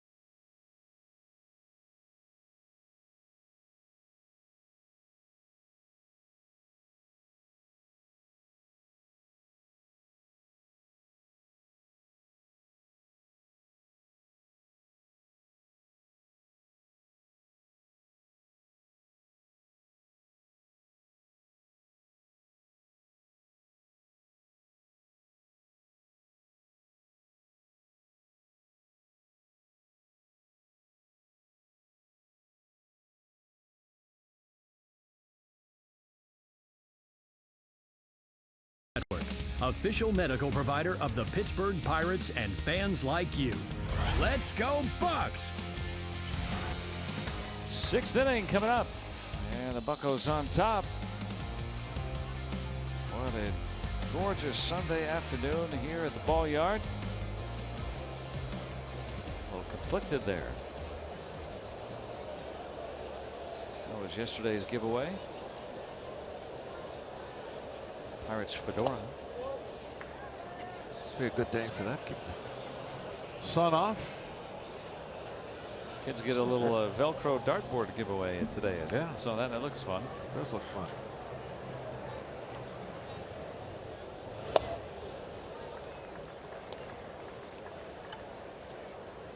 A nice breaking pitch there. Sharpness to it. Just 64 pitches so far. Strong game for Kingham. Hoskins will get his hits. Tyon did a great job with him yesterday, keeping him hitless when he was in the game. Throw got away for a moment.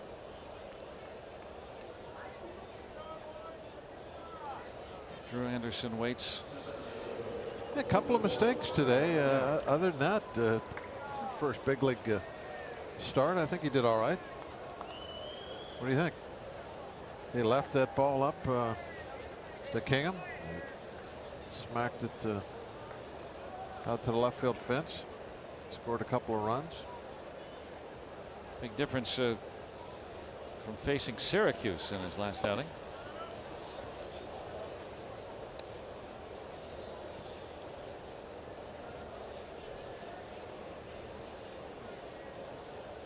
Herrera has singled and struck out.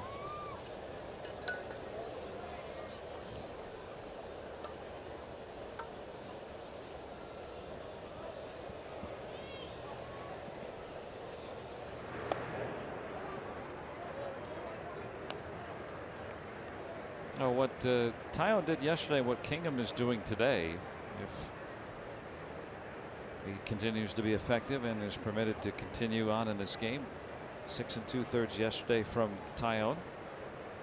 If Kingham has a little bit longer of a start here, now you're getting to the point where the Pirates bullpen has been reset, and after a series of short starts, they've had to jumble the roster. Who was that? Sounded like a Yeti had gotten loose or something. Yeah, like that's not the thing. Is Star Wars, the big hairy thing? Chewbacca? Yeah, it sounded like Chewie. Perhaps. Star Wars night. Yeah, perhaps. I had no idea.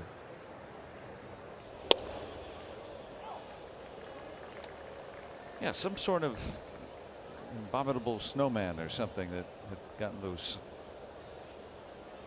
Those are our microphones that caught somebody screaming.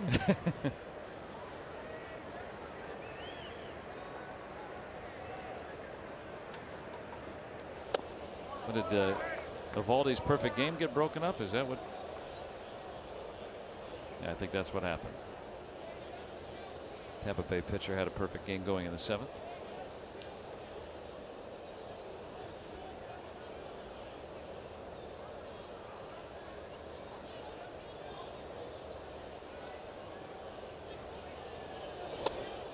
Now behind 3-1 after the leadoff single. You see a base runner there for the Mets. First one today.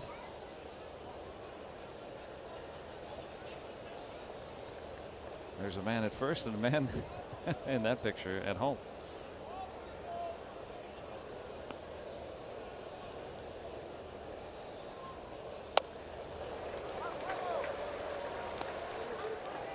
Three and two. Kingham now on the 3rd time around the order. He's throwing different stuff. You know, he's throw some good changeups today. That one was a dandy. setting up a couple of curveballs that couldn't spin in the zone. Yeah, that changeup's been his #1 secondary pitch today. Foul. Good first step. They switch off. Oh yeah, it's a rotation.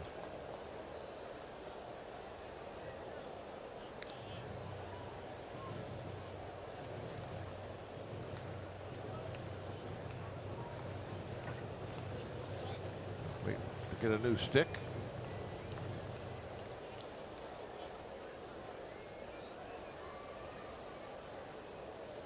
Looks like Santana's eager to bat. They're always up there on the grass. It's not good for the grass. Not good for the hitter if it's fouled back in his direction either. Umpire can direct him to go to the on deck circle, but that seldom happens. That's the first walk issued by Kingham, and now 2 on with nobody out, and the bullpen. Yeah, we're going to get a active. visit here, I believe. Looks like Ray is in position. He's not going to go out there. Don't forget to watch the Pirates take on the Washington Nationals Wednesday afternoon, 12:30 for this week's MLB Facebook Watch Game. Follow MLB Live on Facebook and catch exclusive national game broadcasts all season long. Now Ray's coming out. They try to squeeze as much time as they can out of these visits. That's why they've limited the mound visits to. It's all about, you know, getting the bullpen time to warm up. So you send the catcher out. You let him talk for a little while. And then when the umpire is about ready to make the move, then the pitching coach goes out. It's almost like you can double the length of the visit. It's 2 for 1. It's a doubleheader.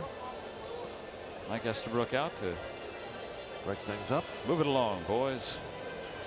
Even looked at his pretend watch. See that? Kind of. Yep, that's about time. So Richard Rodriguez here in this 3-run game in the 6th. Starting to get active. Pirates yesterday trailing used their top relievers to get them some work. Try to keep the game close.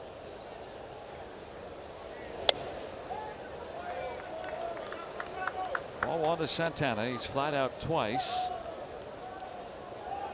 Hitting .300 with runners in scoring position. That has gone up over the last 2 months. .412 with runners in scoring position.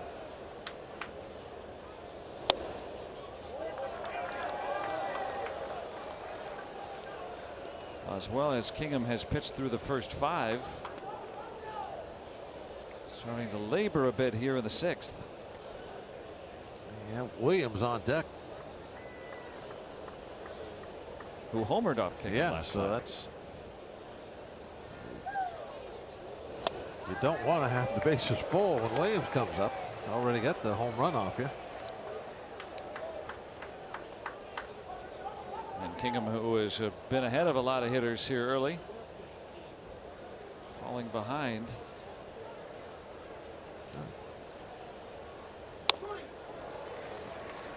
Real green light. Swung a pitch up and away. How about that?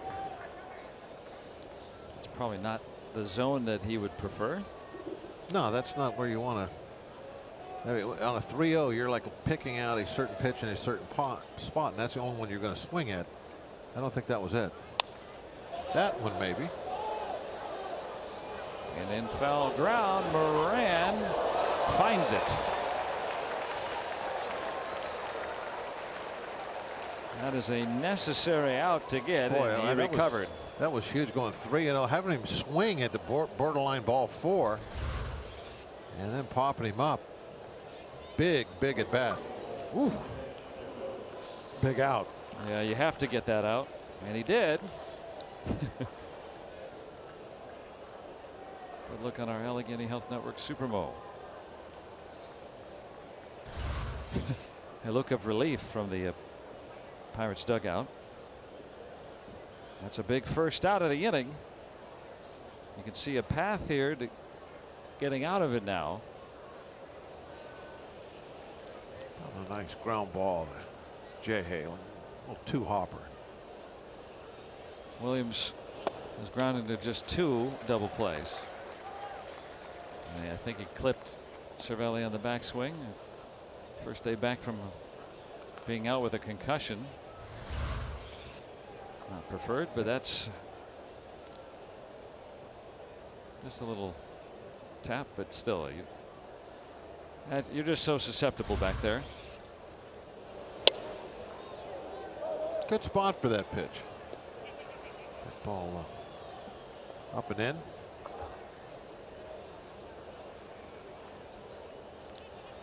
.224 with men in scoring position for Williams.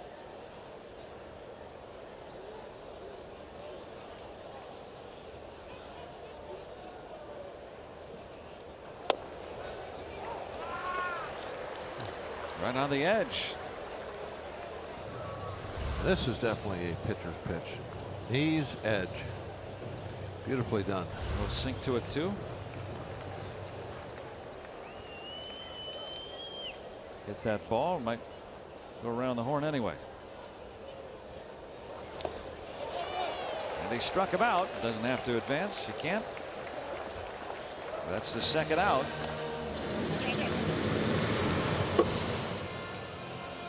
So Kingham, after putting the first two men on and being behind 3-0 on the cleanup man, has gotten 2 outs. He's got a lot of moxie, doesn't he? Kid from Las Vegas. Key was at 3-0 swing, I mean, on the borderline pitch, and then he made a great pitch in on the hands for the pop fly, and then he pitched Williams very well. Now Scott Kingery has had a 4-hit game in this series. Grounded a short twice today. Had a favorable call there. That's nice. Take that.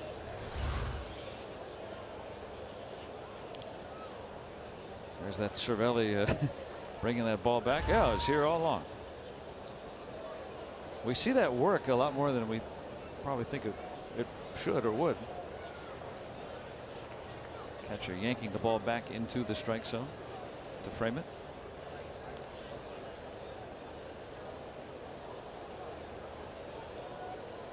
Lead runner is Hoskins. He led off with a single. Odubel Herrera walked, putting 2 men on.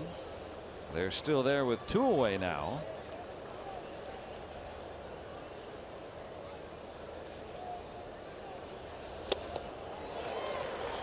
And he came with the backswing this time. Another hitter, but the same result on Cervelli.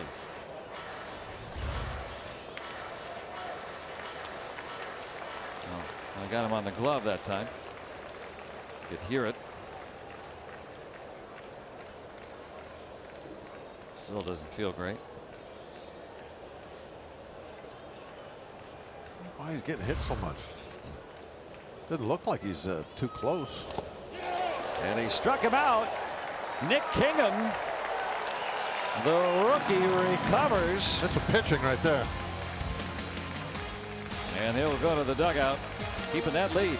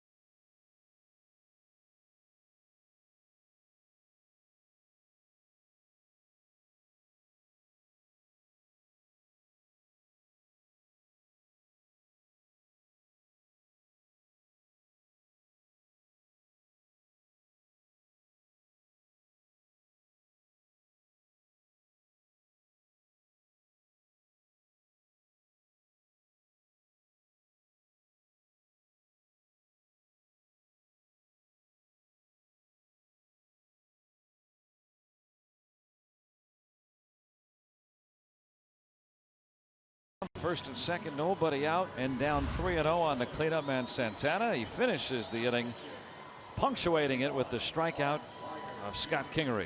He is definitely pitching very good ball game today. Only run he's given up was a solo home run, one of just 4 hits. Chevalier with the reaction, and great way to respond after that rough start he had in LA. Just a very good inning. I mean, that's how a big leaguer pitches right there. Just the first time any kind of trouble whatsoever, and just nothing out of it. That comes back from it. Clint Hurdle with a big hug for him. Hurdle stuck with him. And Aaron Altair is now in right fielder. Mark Leiter Jr. now on for Philadelphia.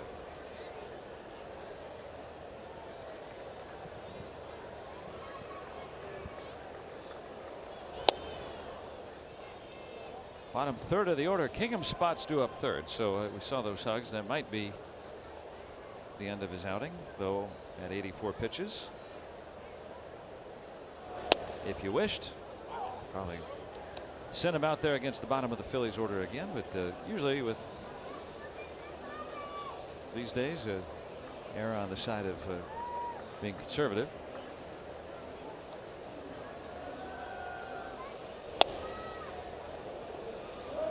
Durant, Polanco grabbing a bat, not in the starting lineup today. Kingham, if he is done, 6 innings, 4 hits. 1 went over the wall. Williams, that was otherwise 3 singles. And the command, was it 1 walk? I mean, the Phillies they like to walk a lot, and that's a part of their offense. And just like Tyone yesterday, you control the base on balls, and that takes something away from them. Yeah, you said throw strikes, and if he throws strikes, they have to eventually swing, and can't just sit there and take walks. He threw a lot of strikes today.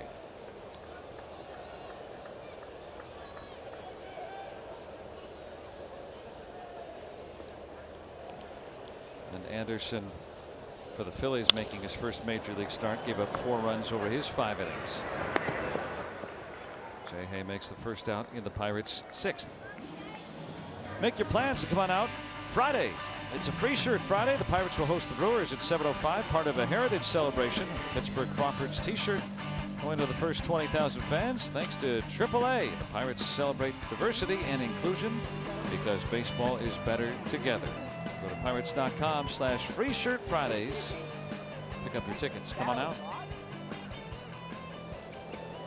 And the Pirates will be celebrating the former Negro League team, one of the 2 great historic Negro League teams from Pittsburgh, the Crawfords.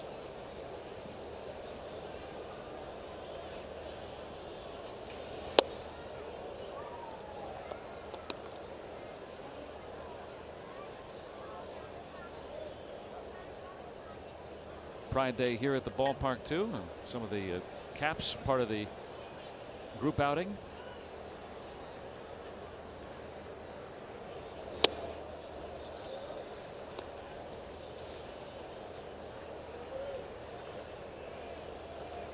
Jordy Mercer set up that 2-run double by Kingham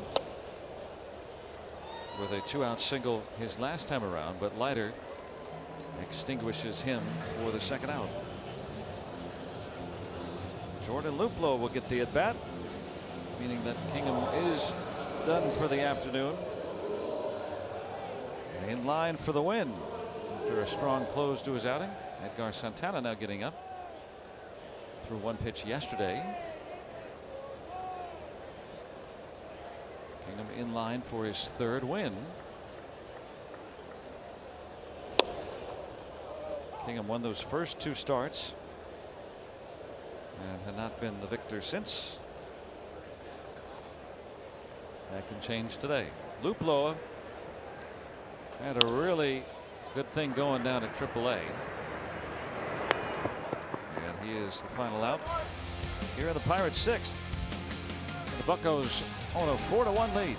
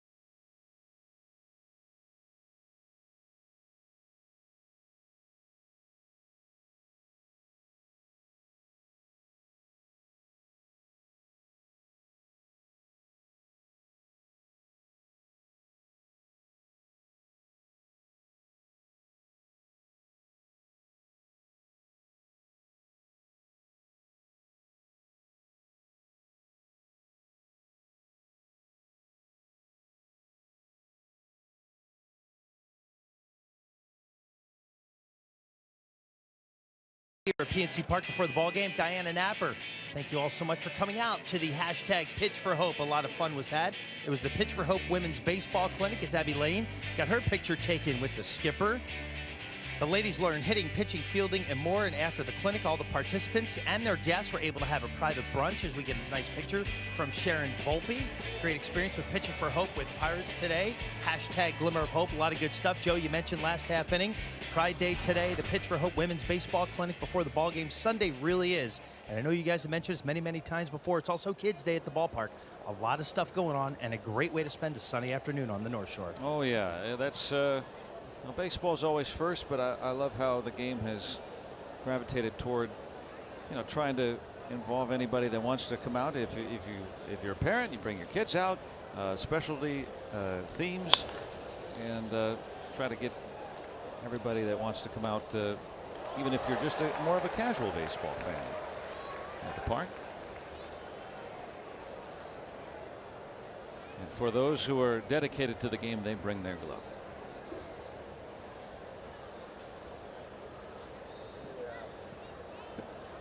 Those would be the All-Star game hats, I guess. Kneecap. That one hurt. Jesmuel Valentin. He's struck with the pitch from Santana. Santana throws pretty hard, and it got him right on the kneecap, didn't it? Surprised he jumped back up and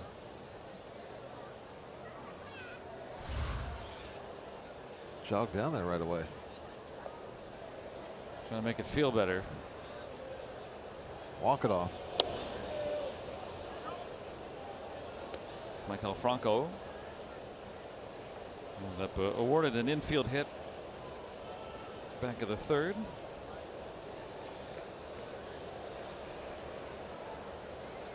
That was the only other time that the Phillies had multiple men on against Nick Kingham today. At first and third with 2 outs. Well, Santana gave up the go-ahead run on a double yesterday in his only pitch. Today he's hit a batter, now behind 2-0 on Franco, who's very dangerous. Remember what we were just talking about, the walks, control, very important when you're playing the Phillies. And right now, control. Put a guy on, lack of control, put a guy on first base with nobody out. Now you go 2-0 on the next guy. Cervelli recognizing this and calling timeout. He wants to go out and nip it in the bud.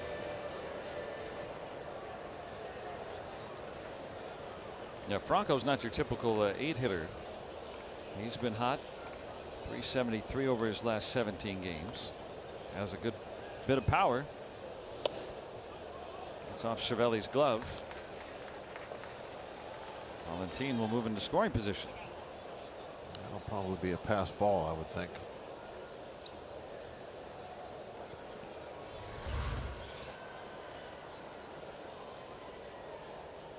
It has to be. Yep. A wild pitch there. It is a pass ball, the third for Cervelli this year. 3-0 on Franco.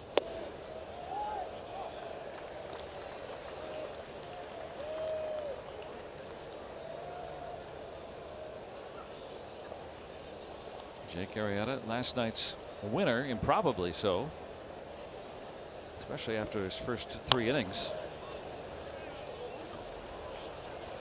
He's had 60 pitches.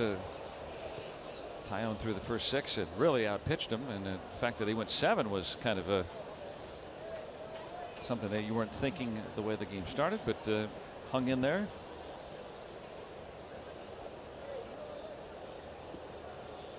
Tyone, a tough luck loss yesterday. Pitched very well. Well, after being up 3-0, Santana comes back to strike out Franco. A couple of big outs, back-to-back innings after 3-0 counts. Made Franco wish he had the chin strap on. Both of them involved Santana.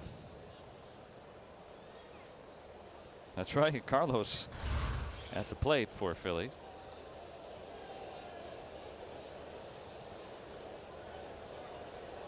The double switch last inning. Aaron Altair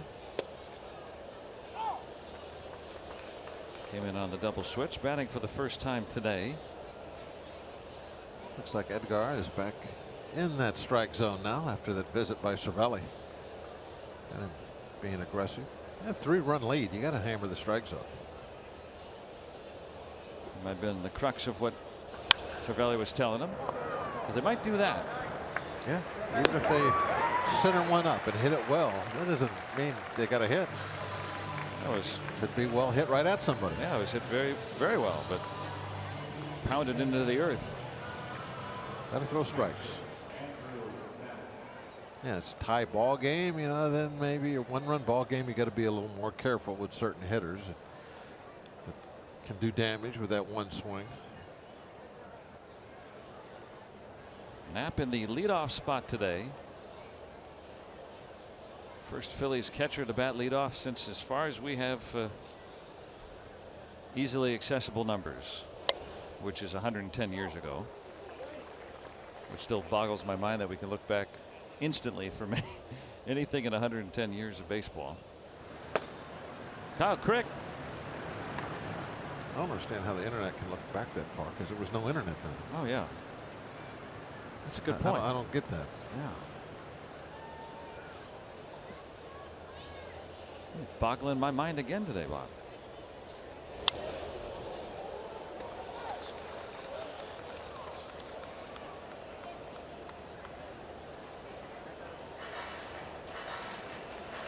Steve will explain that to you. Oh, he'll be busy here in the next few minutes. Yeah, he's about to. Look, he's got everything ready, all the goodies, about ready to be thrown out. There's some of the technology that was used to form the internet, I think. I think that's what the internet is, right? It's a series of satellites and cables.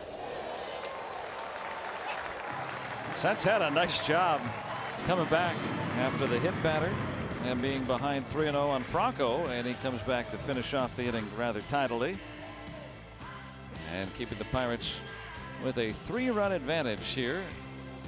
Part of our 7th inning stretch at PNC Park, and on every Sunday we join public address announcer Tim DeBacco. And remove your hats as we honor America. Here to lead us with God Bless America is Mike Luft. God bless America, land that I love. Stand beside her and guide her through the night with a light from above. From the mountains to the prairies, to the oceans white with foam. God bless America, my home, sweet home. God bless America, my home, sweet home.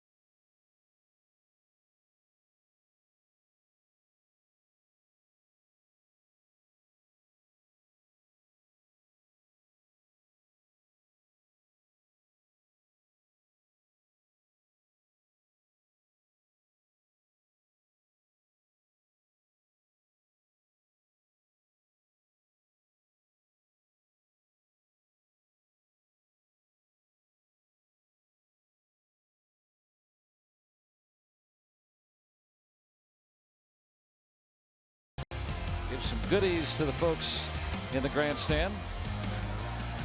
And Greg Brown just, hey, there he is. He's helping out a little bit, yeah. 486 giveaways today for Steve Blass. That was the official tally. I had to go over there and steal us a couple snacks. Oh yeah, you got chocolates for us. Yeah. Thank you. Yeah, always good to have some. They always goodies hide at the that, ballpark. all the good stuff over in the radio booth. I had to go over and sneak some. Yeah. Oh man, look at that picnic basket. Those are some smart parents right there. You got the puffs for the littlest one. Yeah, that's dinosaurs. Yeah, that's nice right there. That's from the parenting handbook right there. That's well done. Get the kids some popcorn. Our older daughter had some popcorn. She's still talking about it. She just had a bag of popcorn last month when they were here the previous Loved it, homestand. huh? Daddy, come to baseball park, popcorn? Yeah, okay, sure. That's all you need sometimes. I think you should stop and take her some popcorn home today. I want her to think she has to come here for it, so she can keep coming So here. you're one of those dads. Yeah, come on over here. Yeah, here's some popcorn. See, come on. No, it's right now it's special. She doesn't know that it doesn't exist, but here. Only place they have it right here. Yeah, right. So far, it's the only time she's ever had it. So we'll keep that magic going for a while.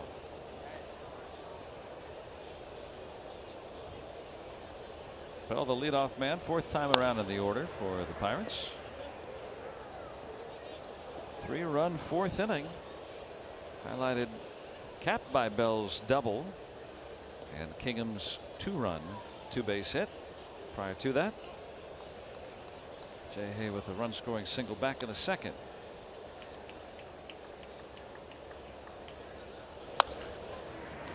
Guided toward Santana. And 4 up and 4 down against Mark Leiter. And talk about bags of goodies. You're going to want to tune in on July 28th to purchase Pirates Charities Night Backpack. It helps support Miracle Leagues. These programs help individuals with disabilities play baseball on specialized fields. And your donation will help 9 fields, including the Miracle League of Blair County, which has been heavily supported by our friends at the Altoona Curve. July 28th, make your plans to watch and help out Pirates Charities and continue their efforts to bring baseball to everyone. Everybody can play together on the Miracle League fields. And yeah, the backpacks are for sale, and all the proceeds there go to Pirates Charities. Good looking. Help Miracle League. And what do you, Backpacks. They're full of goodies. Like way down here at the bottom. I want to go down there to bubble wrap. Anything that's in bubble wrap, you know it's got to be good. Oh, this is a sample of some of the things that you find. And it is Roberto Clemente. Oh, that's nice. Yeah. Well, wait a minute. This bubble wrap must not really be high quality bubble wrap. Oh, there we go. He lost his there we go. Okay. shoe. We'll put his shoe back on. There we go. It's removable. Now this is this is Roberto after his 3,000th hit. This is what he was.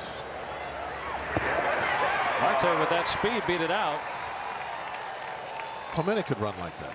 He had that kind of speed. He ran right out of his foot in this. That's how quick he was. But yeah, this is this after the 3,000 base hit. He was at second base and he took his helmet off to everybody. There we go. Everyone remembers that. So that was in the bubble wrap. You get a signed baseball from a current Pirates player. You get I think that comes off on purpose. Maybe it looks like there's a little. Yeah. So you can. However you want to, you know, station them. You get a signed baseball. Maybe back up. But there's a lot of good stuff in here. There's Steve Blass signed baseballs. I don't know if he's signed them all, but I know he signed the ones in here. It's an alumni baseball, and it's a current player. You get 2 baseballs signed in each backpack. Steve happens to be the one. That we have in this backpack. Well, there's a uniform in here too. Is that in this particular one, right? Oh, look at there. Yeah, each backpack is different too. So, a nice Clemente uniform. Yeah, each backpack is different, so you can get something new every year, or you know, if you and the neighbor want to see who gets the better backpack. Nice extra large too. Might even stretch this over Well, me. if you buy this backpack, then you can have that. All right. I'll keep that in mind. Okay. There we are.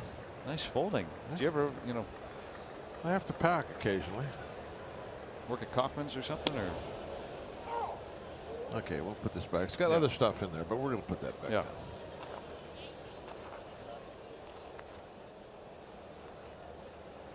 You ever work at a department store? It looks like you did there. No, I was a good folder of shirts. I was like a bag boy at the grocery store. Yeah. That was my first ever job. So I was filling up the old paper sacks that you used to have then. They still have those.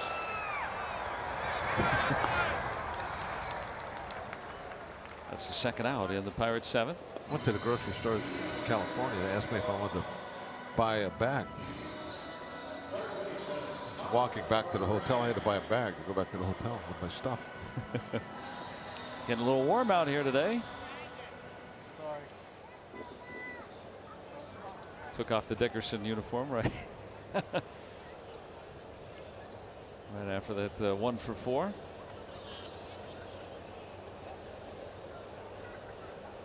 It's 250. It's not bad.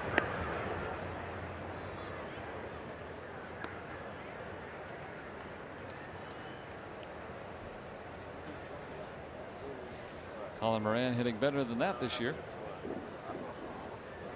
Drew a walk his last time.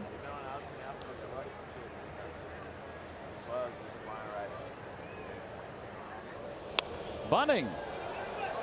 Lighters snuffed it out.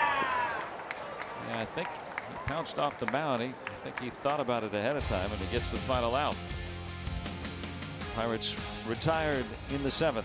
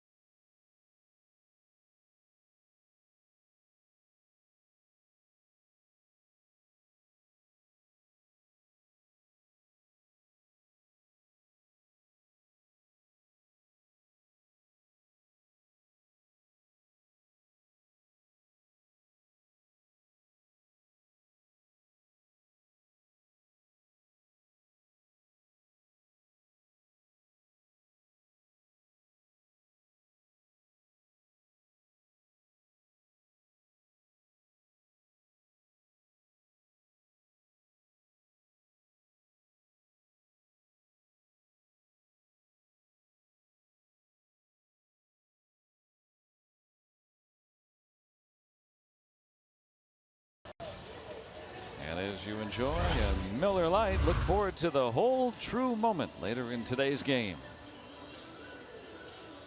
Just a pleasant afternoon here at PNC Park. It's going the Pirates' way throughout.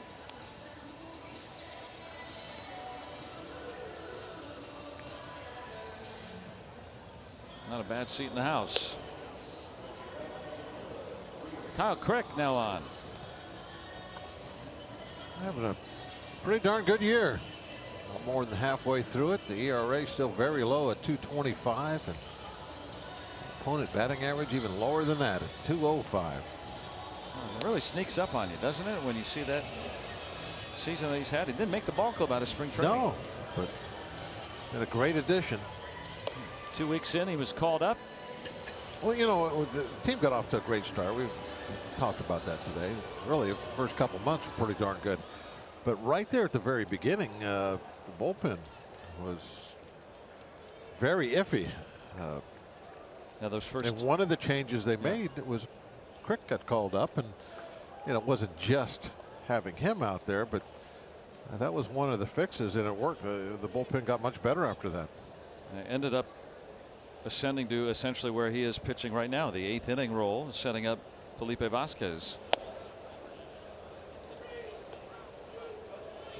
Got the arm for it. Throws hard. And has a, that deceiving breaking pitch that sometimes you can change how that looks a little bit.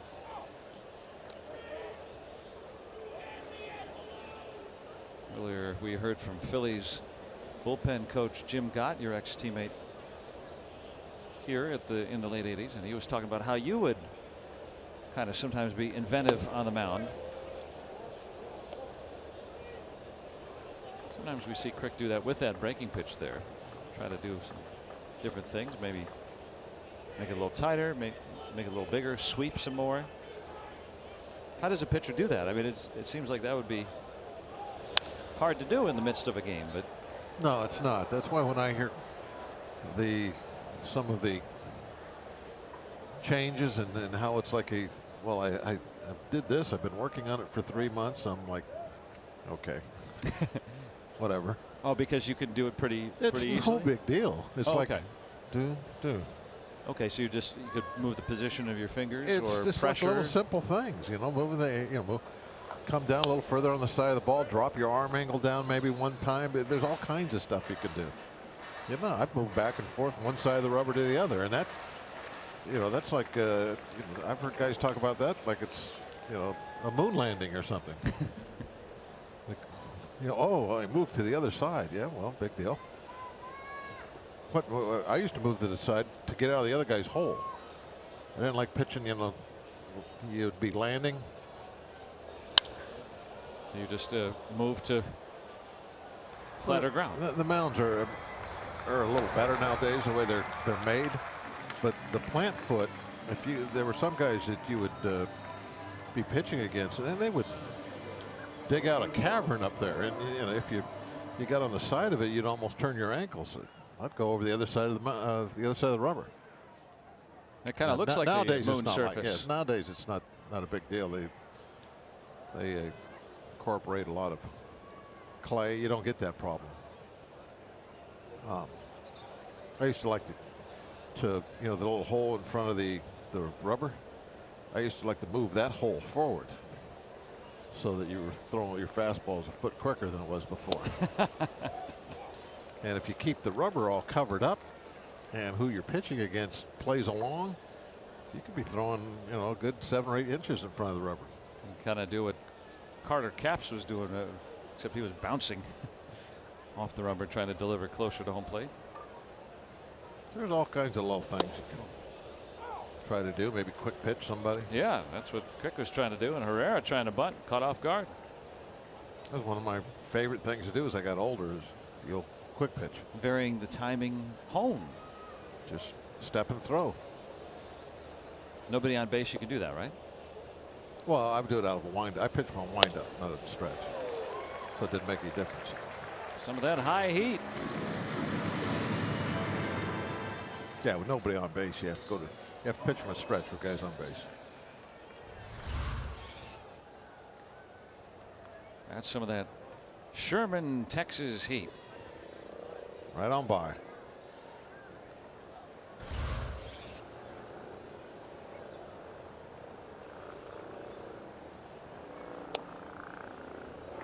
Best pitch in baseball, right? Strike one. That's a good one.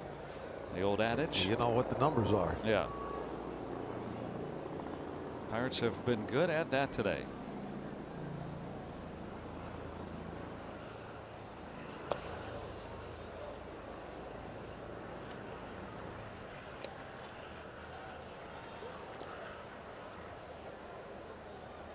Pirates have kept Santana at bay today. 2 flyouts and then that foul out with 2 men on and nobody out in the 6th inning. Kingham got him to pop out after being behind on him 3-0. Kind of a turning point in this game, keeping the lead where it was at. Kingham staying in the game, able to get the next 2 men on strikeouts.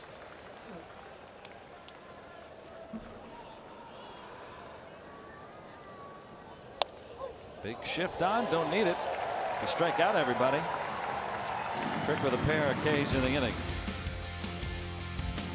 Pirates rolling right along.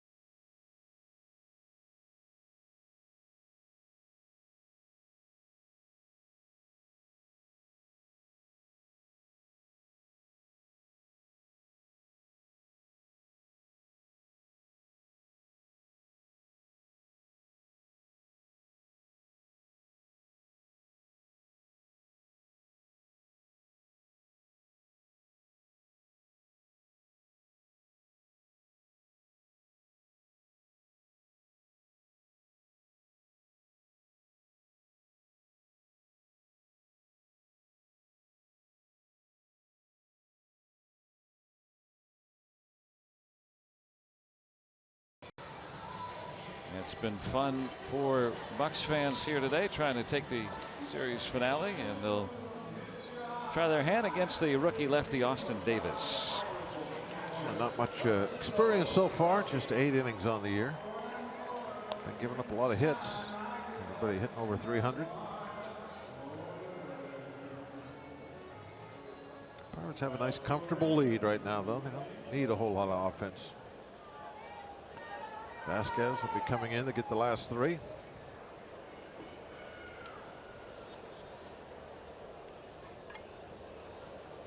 Cervelli with a ripping double his first time around back in the second. First game back off the disabled list.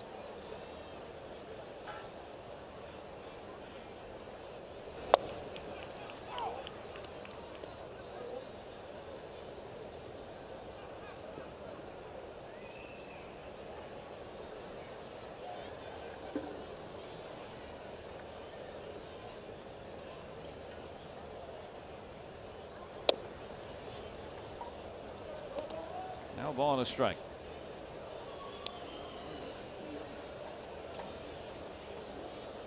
Pirates out hitting the Phillies 9-4.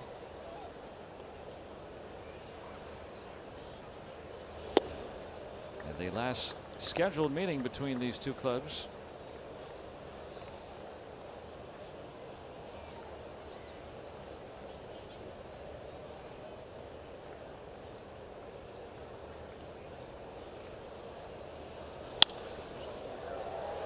the line. Go in and out of the seats.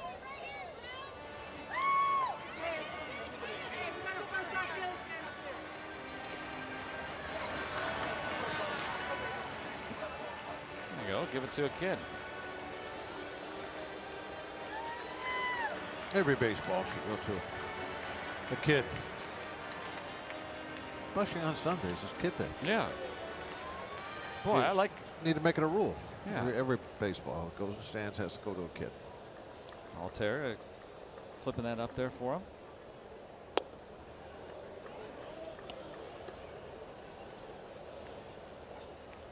Count full on Cervelli, leading off the Pirates' 8th. Austin Meadows on deck.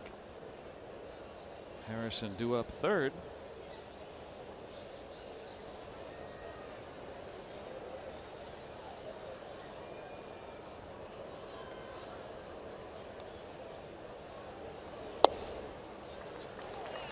Too low, and a leadoff free pass. Pirates leadoff man on here in the 8th. And coming up next broadcast is Tuesday. The Pirates will host the Washington Nationals. And we'll have Pirates pregame for you beginning at 6:30, presented by WB Mason. Joe Musgrove probably going to get that start through a bullpen today, still on the DL, but eligible to be activated. Jeremy Hellickson, the probable for Washington.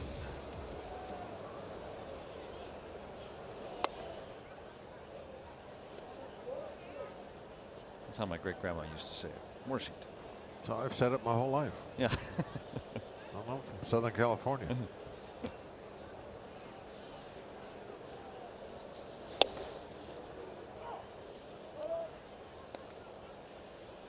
Meadows left on left. That has been no problem for him. One of the better lefty hitters against left-handed pitching in his brief time in the big leagues.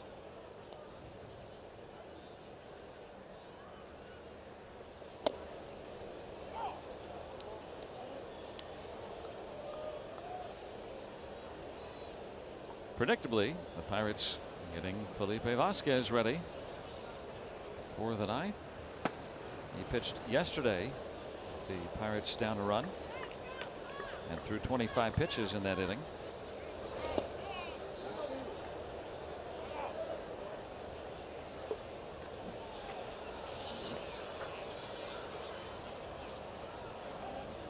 Next game broadcast here, as we mentioned, on Tuesday. Pirates do open up a 3-game series tomorrow against Washington.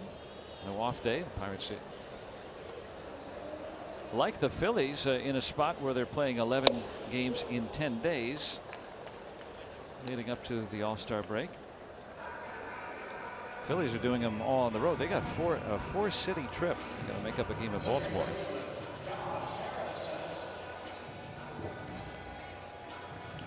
We'll have the game tomorrow. Check your local listings depending on your location where it will be broadcast.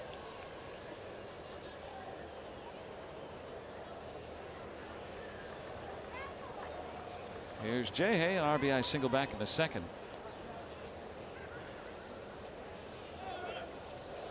Cervelli running, got a huge jump.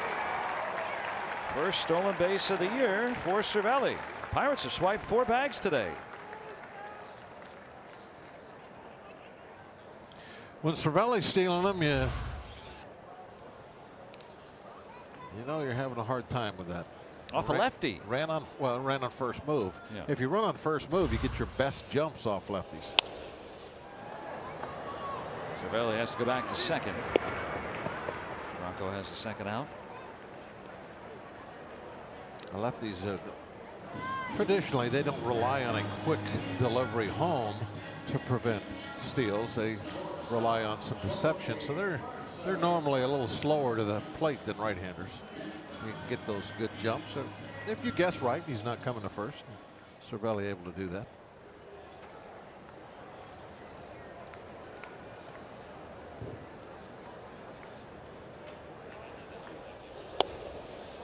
Second time this year the Pirates have had 4 steals in the game.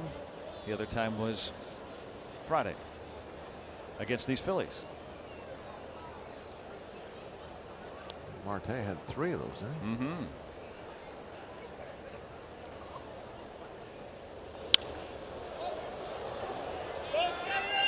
In the air. That's sweet music to Santana, who records the final out.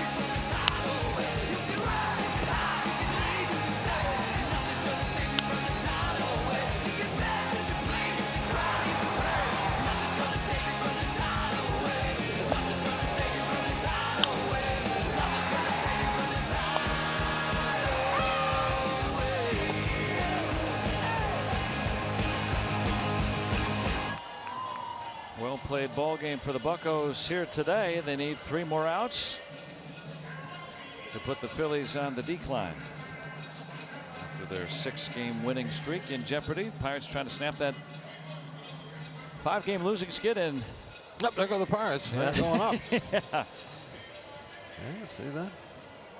The confluence of 2 teams going in opposite directions today with 3 more outs. That is, it's up to Felipe Vasquez to do that. Still work to be done. Vasquez is definitely the guy you want out there for those 3 outs.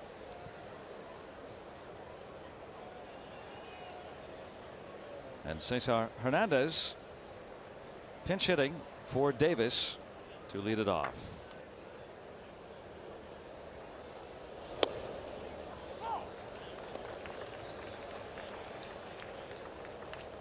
Second straight day not in the starting lineup.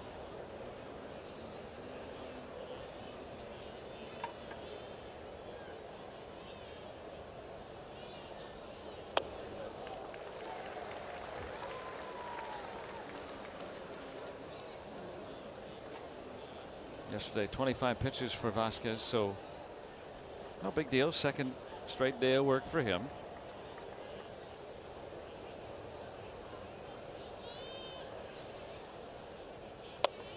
And he takes care of Hernandez on 3 pitches, 1 out.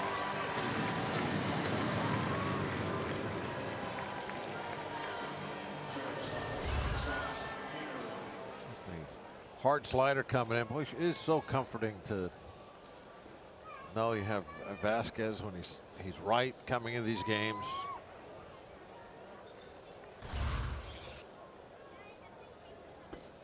Well, he's downright unhittable against lefties. I mean, there are times that, like everybody, where the control might not be exactly there where he needs it to be, wants it to be, but most of the time it is.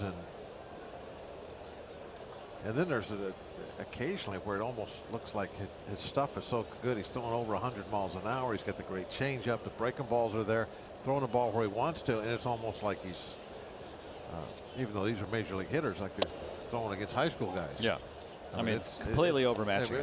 Remember the save he got in San Diego?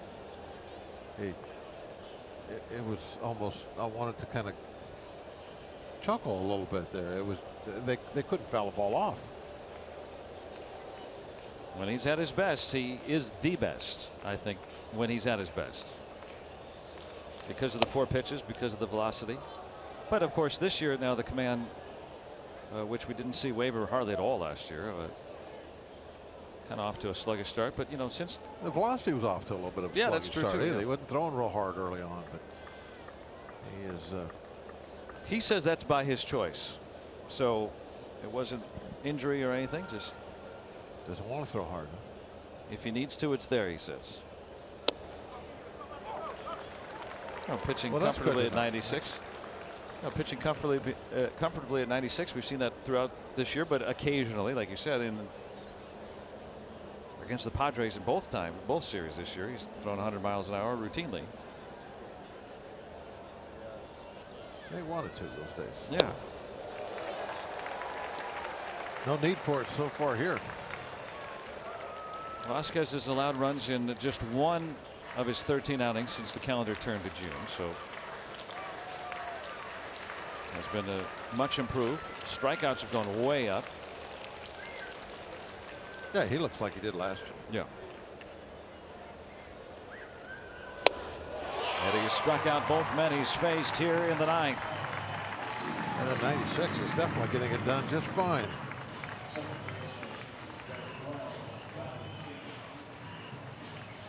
So 2 gone, and the Parrot ready to take a few photos and got his shades on. Yeah. A sunny day. Feeling calm and collected. Jesmuel Valentin.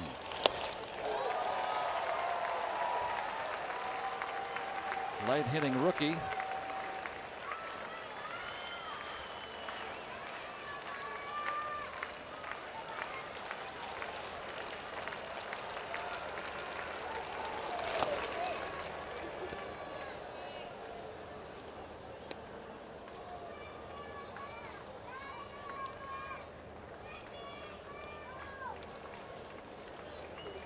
Vasquez last 3 save opportunities. Make it 4 now with this one. He struck out 9 of the 10 batters he's faced. The other one he retired.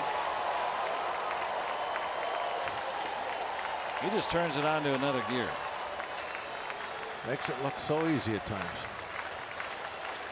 Trying to strike out the side for the save.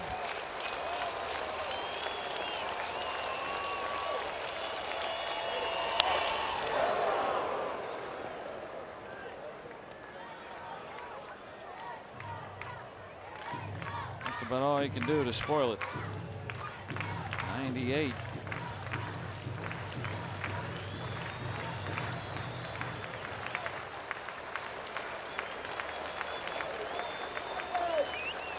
The nightmare.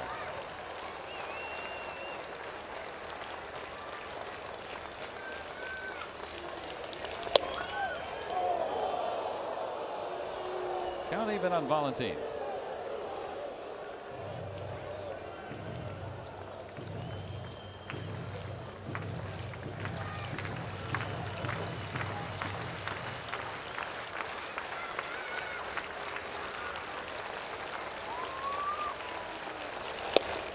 He struck him out.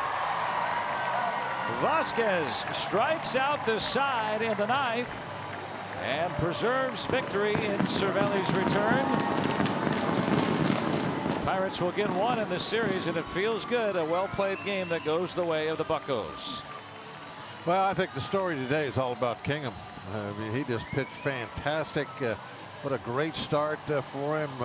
You know, everything he did out there. A couple of times you saw him kind of bowl his neck a little bit. He got some big outs, and obviously that's the biggest hit of the day. A 2-out double off the left field wall that really made the game comfortable from that point on.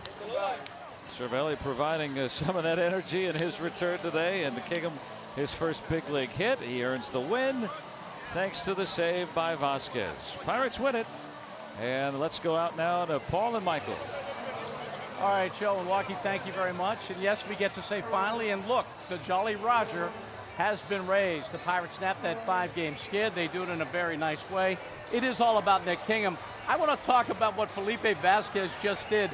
An excuse me foul ball was the only contact that Philadelphia Philly made with a ball in that 9th inning. I think to the Phillies, he looked like the Jolly Roger today. He was terrifying on the mound, but it was Nick Kingham's day. 6 solid innings, 5 Ks, absolutely pitched to Jim. Also handled the bat well, got his first major league hit, first RBIs. And Marte, once again, 4 games in a row, he's had a multi-hit game.